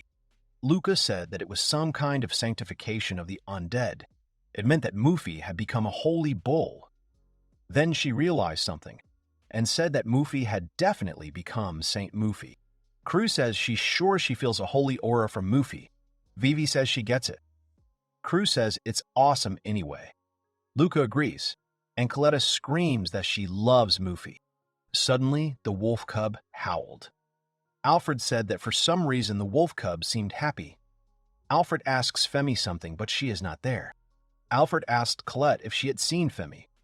Colette replied that she had not seen Femi since they had been there. Alfred said that Femi was good at hiding, but he wondered if anything was wrong. Then he turned towards the rustling noise and asked Femi where she had gone. Suddenly, Femi emerged from the forest, carrying a wolf in her fangs, and told Alfred that she needed his help. Alfred asked Femi if she was okay. Femi said that the wolf was deep in the forest and had the same symptoms as Cruz. Alfred said if the poison was really activated with a time delay. Then he decides that they will talk later and he will bring the wolves here and let Millet examine them. Alfred mounts Femme and orders Colette to bring Millet here. The girl runs away in a hurry and screams that she will bring her now. Vivi screams that she will create a magic circle of restoration. Femi said that Femi didn't actually eat the Hydra's meat. Alfred asked her why that was. Femi said that her minions came to the Hydra's body and they were very hungry, so she didn't eat it. Then they arrive at the place, and Alfred sees a huge number of wolves lying on the ground. Hearing that Cruz was in danger, he forgot all about the wolves. The young man asks for forgiveness. Luca said that the young man could apologize later, but now they needed to get the wolves to the village. Alfred said that they would take care of them. Cruz drags 2 wolves at once and says she can handle the job. Luca says she's counting on the girl. Alfred said that Femi should just carry him and run. It will take a few minutes because he uses his magic. The young man then lifts up all the wolves and says that he will gather them all at once. No one can handle gravity magic so easily. Alfred was riding on Femme and carrying a lot of wolves with his magic. Cruz smiled and said that was expected of Alfred. Then they were already close to the village. Millet, Coletta, and Vivi called everyone here. Vivi said that she drew a magic circle to ease their pain, but they will not give much effect. Vivi said her magic wasn't enough. Femi said their symptoms were stomach pain, vomiting, and weakness. Millet examined the wolves and said that she understood, and these symptoms were very similar to Cruz's. Millet said that she would prepare the medicine, so she asked to wait a minute. Alfred thanked the girl. Femi said that she did something wrong. This also has to do with Femi's self-confidence and pride, who is the king of the magical wolves. Alfred told Femi not to think about it, because it is not only Femi's fault. Luca examines the wolf and asks if the boy really doesn't think it's a little strange. Alfred is also thinking about it. Cruz called Luca. The girl said that Alfred said that he ate hydra meat in the past. That is, its meat itself is not toxic, and it is not about the poison. Cruz agreed with the girl. Luca asked Cruz if the girl had forgotten that she had been poisoned. Cruz smiled and said that she had forgotten. Luca eventually found out that it was unlikely that the poison was on the meat, and that it had caused the illnesses. If it's a wolf with a good nose, he'll notice it before he eats it. Femi says that's a given. Luca says that this hydra was abnormal from the start. It is impossible to grow a head right away. She has never heard of such a thing. Luca asks Alfred if he can give her some hydra bile. Alfred agrees and gives the girl some bile in a jar. Luca says that it is quite large at first glance. Cruz says that it is a very unpleasant aura. Alfred asks the girl what she means. Cruz replies that there is a strange energy around her and she doesn't like it. Alfred thinks that she sometimes scares him. Luca asks if she can take it to the royal lab so she can check it. Alfred agrees with the girl. Alfred says that Luca is a researcher of magical beasts, so she is some kind of genius. Then Millie interrupts them and apologizes to the boys for keeping them waiting. She says that the potion is a little bitter, but they should drink it to their health. The medicine is then poured in the bowls and given to the wolves. Femi says the wolves seem to be doing much better. Luca says she drank all the medicine herself, but Cruz did not. Cruz says that is not the case. Millet said that she thinks that tomorrow all the wolves will be much better. Alfred agrees with the girl. Femi bows and says she appreciates it. Millet says no thanks. Alfred then says he'll look after the wolves with Femi tonight. Suddenly, Mufi starts to moo, and the boy says that Mufi will also look after them. Luca says that she will study the bile and try to find out what is going on. Alfred says that he will leave it to the boy. Alfred then said that he was glad that everyone went to bed peacefully. Maybe Mufi had some kind of healing aura. Alfred then notices Femi licking one wolf after another. She seems very worried about them. Then Alfred puts out the candle in the lamp and thinks that Femi is the best king, which means that everything will be fine. And so everyone falls asleep. The next morning, the wolf cubs wake Alfred. The young man says that everything seems to be all right. He wishes all the wolves a good morning. He then looks into the distance and sees the adult wolves and says that he is very glad that they are all healthy. Femi approaches Alfred and thanks him for helping save her pack. She is very sorry that only Femi can't help. Alfred tells her not to think like it's over, so he suggests she go and have breakfast, and then they will investigate the mystery of the Hydra. He smiles and says that they will solve this problem together with Femi. Femi says that this is Femi's chance to show that she is useful too. She calls the young man to go with him so that he will allow her to repay the debt. After some time, Femi, Alfred, Vivi, Cruz, and Luca came to the place where they killed the Hydra yesterday. Luca said she thought they would find the secret of the immortal Hydra here. Vivi said she felt no magic left. Alfred said it was strange. He had, of course, butchered it, burned it, and buried it. But now, there was no trace of it left. It was very strange. Femi said it was all a bit confusing. Alfred asked Femi if she really understood anything. The wolf said she would try to track something down.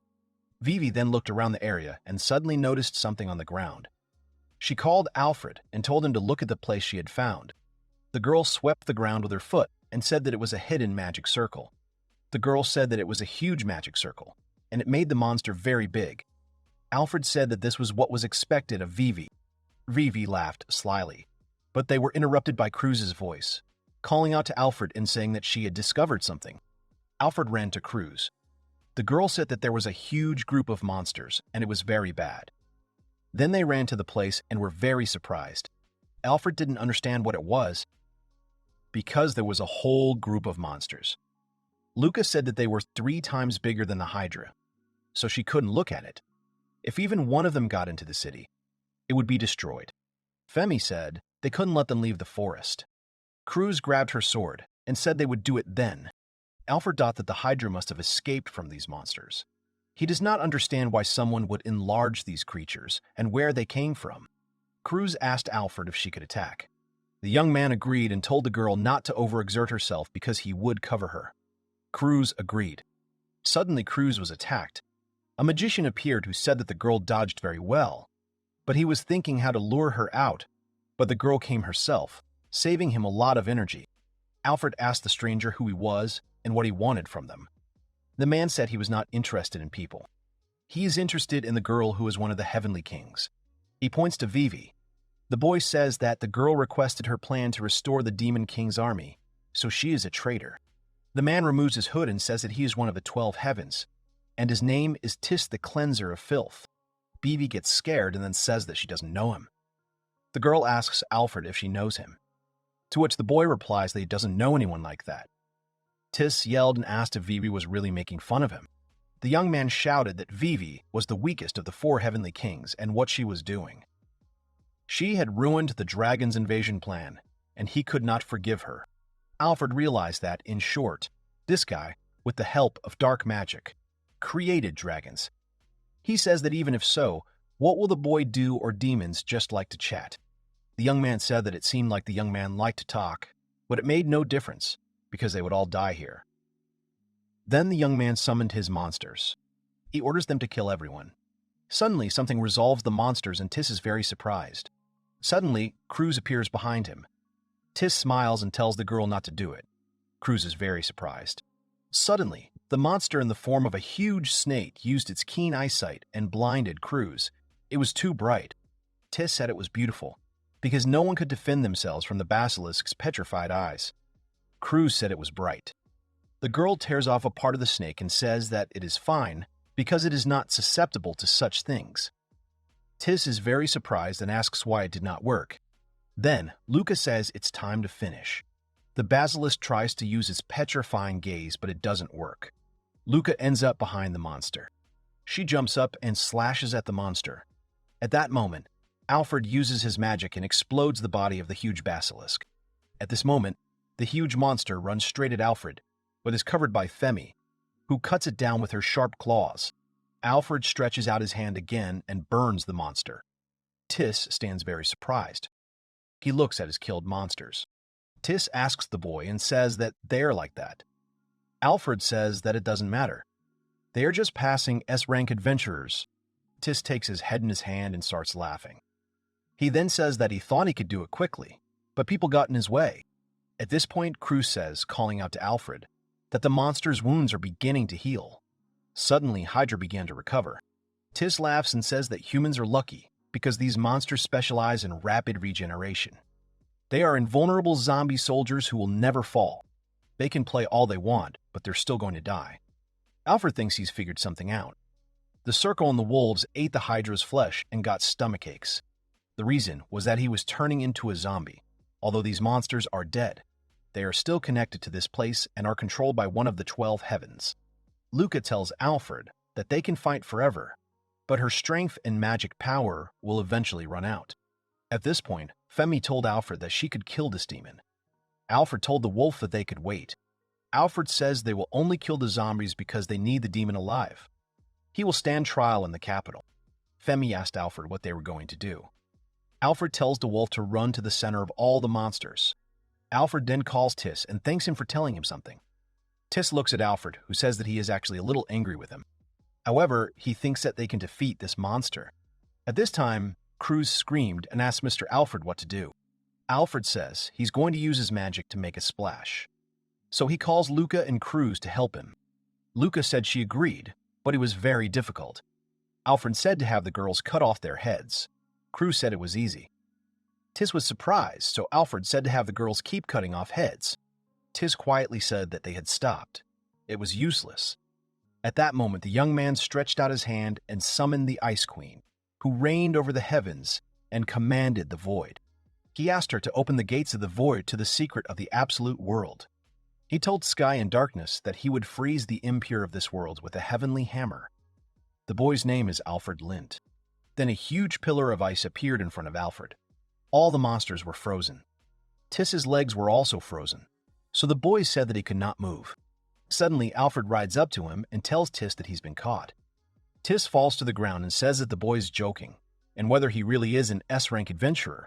Such magical power could only belong to a real monster. Tiss says he should have guessed. Vivi is the weakest of the 4 heavenly kings, and she wouldn't be able to defeat the dragons. So the young man was the one who defeated them. Alfred said he was not alone. He then ties up Tiss, but the boy says there's only one way out. He smirks and says that the traitors must be destroyed. Alfred is very surprised and immediately shouts for Vivi. At that moment, a huge hydra runs through the forest. Vivi smirks and says that she was waiting for her. The huge hydra attacks the girl, but Vivi was sitting next to a magic seal, which she immediately attacked. Plants immediately sprouted from the magical seal and bound the hydra. Vivi said that she would never be able to break these bonds. In an instant, these plants tore the hydra to shreds. Alfred turned to the young man and asked if he had anything else to say. The boy sat in the field where his created monsters were burned and frozen. Alfred told Vivi that she had created a great circle. Vivi said that the battle was left to Alfred and the others, but to be on the safe side, she created a magic circle that would completely stop the monster's movements. Alfred stroked the girl's head and said that he understood, and it was a good decision. Vivi asked the boy to stop, because it was embarrassing. Then Alfred smiles and says that the matter is settled and they can go back. At this moment, Femi is carrying Tiss in her teeth. While Femi was carrying the demon in her mouth, Alfred told Cruz that her stomach hurt because she ate a zombie. Cruz asked if she couldn't eat that and what was bad about it. Luca said that they had to be completely deprived of their freedom to become zombies. That's why she puts all kinds of harmful magic on her body. This time, the zombies were especially huge and had been reborn many times under the influence of various curses. So you can't eat this meat. Cruz said it was scary. Luca added that she would tell her one more thing. There are parasites that can turn you into a zombie, but there is magic that will rid the girl of them and Cruz will no longer have stomach pains. Then Cruz talks about parasites and zombies. Alfred thinks that the cure for Millie might help, so Cruz needs to know about it. The young man talks about Millie, but before he can finish speaking, Cruz takes off and runs towards Millie. At this time, Millie was treating the wolves, when suddenly Cruz bursts in and says that she is in pain, and also reminds her about the insects. Millie asked Cruz to calm down. Millie added that everything was fine and she had a cure. Cruz said that she would be a zombie and could die. Then Millie saw the boys and greeted them. Alfred said that someone definitely won't eat weird things anymore. Cruz agreed with the boy. Millie walked up to Alfred and thanked him for his work, then asked if they were finished. Alfred pointed to Tiss and told the girl that they were finished. At this point, Cruz and Luca were petting the wolves and said that they seemed to be in a good mood too. Luca said that it was because of Millie's medicine and the power of the holy beast Mufi. Vivi didn't understand what the girl was talking about. Luca replied that sometimes the spirit of the beast can cleanse the curse. Vivi was surprised and looked at Mufi, who was sitting next to the wolves and was all beaming. Vivi cried with joy and ran straight to Mufi to hug her. Alfred looked at the girls happily. Then he became serious and looked at Tiss. The youth removed the bandage from his mouth. He said that the youth and his friends had summoned zombie dragons in the western mountains and they had failed. However, the young man asks that this time they have taken on the Hydra and the Basilisk. The young man asks if the demon really thinks that he can resurrect the king's army with a demon. Tiss smirked and said that the demon king would definitely be resurrected. And until then, people should live in fear. Alfred said mockingly that the demon king will not be resurrected. At that moment, he realized that the boy did not want to talk. Alfred says that the technique of turning into zombies is imperfect and one Hydra is a major failure, and the parasites help the young man create them. That is, he does not have the main power. Then, Alfred called Vivi. The girl ran up to him. Alfred asks if there was a zombie expert in the Demon King's army. Vivi says that she doesn't think so, because the Demon King forbade the sale of zombies. However, she was defeated by Alfred and the other adventurers, so she left the front early and does not know what happened after that. 'Tis said that the demon lord allowed zombies to use magic, so Vivi, one of the 4 heavenly kings, is very stupid. Alfred snaps his finger and calls Femi. Femi takes Tis in her teeth and starts shaking him. Eventually, they couldn't get any more information out of him and sent him to the capital. After a while, Mille prepared dinner. Luca said that they had a few words. They decided to leave the village the next morning. Tis must stand trial, and she is glad to have met such kind people in this village. Mille threw herself into Luca's arms and began to cry. He told the girl that she would be lonely. Luca also started crying and told the girl not to do it. Cruz and Colette started to squirm on the floor and said they didn't want to leave. Alfred thought about how they were like children. Luca told Cruz that she had a lot of work in the capital. Cruz agreed with Luca. Alfred said that Cruz could come to them at any time. The girl asks if this is really true. Cruz agreed. At that point, Luca said that they would have to say goodbye to Millet's wonderful food, so they wanted to eat well today. Then came a happy evening. Everyone ate delicious food and enjoyed their time. Alfred suddenly noticed that Vivi and Cruz were whispering about something. The next morning, they began to say goodbye. The guys wished the girls a safe journey home. The girls thanked everyone, and Luca told Alfred to take care of himself. Alfred agreed, and then said that it was a secret that he was here. Then they leave. Alfred tells the girls it's time to work. Mille shouts that she's going to help the headman, and Vivi is going to feed the cows. Alfred says he will do his job. Alfred sits down on a chair and says he will look after the girls, so he suggests they do their best today. The girls asked the young man to be careful with his knee, and they are counting on Alfred. The moment before Luca and Cruz met Alfred is recalled. The zombie dragons created by the Dark Mage may attack the capital. The S-rank adventurers Cruz and Luca rushed to prevent it. Luca called Cruz, but the girl said that they needed to take a break. Luca replied that it was a pity that she had not destroyed the Dark Mage's laboratory, so she was one step too late. She had to decide to finish everything at once. Suddenly, Luca was surprised as the zombie dragon ghosts disappeared. Luca said it was funny, as if someone had suddenly destroyed them. Cruz did not believe that the zombie dragons had been destroyed and said that she did not think it was that easy. Suddenly, Cruz sensed something and said that there was a sign of something bad. Luca asked if it could be zombie dragons. Cruz replied that it was not, and that it could be a hydra. Luca was surprised and asked where it came from. Luca ran after Cruz, screaming that she couldn't do everything alone. Cruz ran very far away, and Luca screamed that she was going to the village of Merg. After a while, Luca got tired. She didn't know that Cruz could run faster than a horse. Her physical abilities and her feelings didn't deserve to be compared to a gift from heaven. Then Luca realized that she didn't know where to go. She found the entrance to the village and wondered if the people here were good. Suddenly, the village chief approached her and asked if she was a traveler. The girl replied that she was an adventurer. Then the headman asked if the girl really came here alone. The village chief said that the girl was so beautiful and in such a light dress in such a remote area. Luca was surprised and thought that it was a little suspicious. She smiled and said that they had split up and she had come here for supplies. Then the girl was about to show the village elder the license, but suddenly she felt something. She shouted that she would step away for a minute. Luca felt a sudden increase in magical power and a suspicion that these were not zombie dragons. Luca saw a huge skeleton, and it was very big. It might be a new kind of monster. Luca shouted to Vivi what she was doing there. Vivi answered to make Luca shut up. She would not forgive the girl if she interfered with Mufi's resurrection. Luca was surprised that she was creating undead. Suddenly, Luca said that Vivi was one of the 4 heavenly kings. Vivi was surprised that the girl knew her name. Luca added that she had not forgotten her face. Vivi smirked and said that even in a place like this, she would be recognized. She ordered the girl to kneel in front of her. Luca didn't listen to her and ran straight to the huge skeleton. Vivi asked what Luca was doing and she destroyed her magic circle. Luca thought that the zombie dragons were created by a demon. So someone was trying to restore the Demon King's army. Luca says she will destroy evil without hesitation. Vivi shouts that the evil is the girl herself. She activates the magic and orders her to disappear. Luca realizes that these are fire bullets, but they will never reach her. One of the bullets hit the girl's knee, and she sat down on the ground.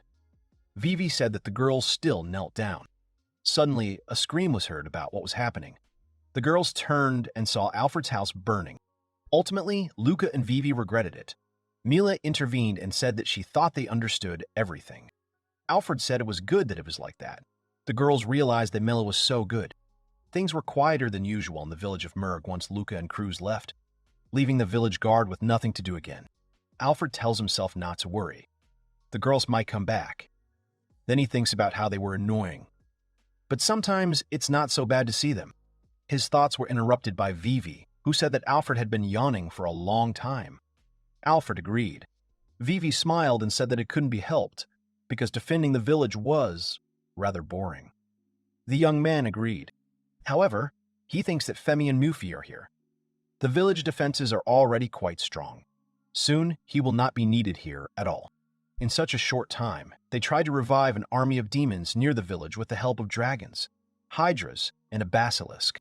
It's really scary that the villagers don't know about it. He has to show the village that he's actually useful. He turned his attention to Vivi and asked the girl what was going on there and what she was looking at. Vivi said about the field. The young man does not understand what the girl is talking about. Vivi says that the land in the village is spoiled. Alfred looks at the plants and says, agreeing with the girl that it is not very fruitful. The young man asked the girl if she really understood what was happening just by looking at it. Vivi agreed and said that it was because of the magic ore seeping into the hot springs. Alfred asks if it is bad that the magic ore is mixed with the soil in the farmland. Vivi agrees and says that the Demon King's land's poverty also stems from the demon ore content in the soil. Alfred is happy and says that he heard that Vivi was doing land reclamation. Vivi agrees. Alfred starts to beam and says that this is expected of the four heavenly kings, so he is counting on the girl. Vivi is embarrassed. Alfred thinks about farming and says that he has no personal experience, so Vivi will be useful here. The girl grabs his hand and agrees. Vivi says that she is going to cleanse the land here. The boy asks what the girl is talking about. Alfred asks why so suddenly. Vivi says that Alfred was bored doing his job as a security guard. Alfred says that's true. Vivi says that it's Vivi's responsibility to improve the farmland. She says that with their own hands, they will make the richest farm and it will be a lot of fun. The young man thinks that Vivi looks inspired. Alfred agrees and says that they will clean everything here. He will be happy to eat tasty vegetables and the inhabitants will feel better. Alfred says that first of all, permission from the village chief is needed. Vivi runs off and says that she will get it. The boy then turns to Femi and asks if he can cut down some of the forest. Femi barks affirmatively, and the village chief at this time gives Vivi his consent. After a while, Vivi says briefly that they will clear the area and use magic circles to cleanse the land. They will easily clean everything here. Alfred says that Millet and the others will help. Millet says that it looks funny and the mayor also supports it. The girl adds that it is very good that they decided to support rural residents with agriculture.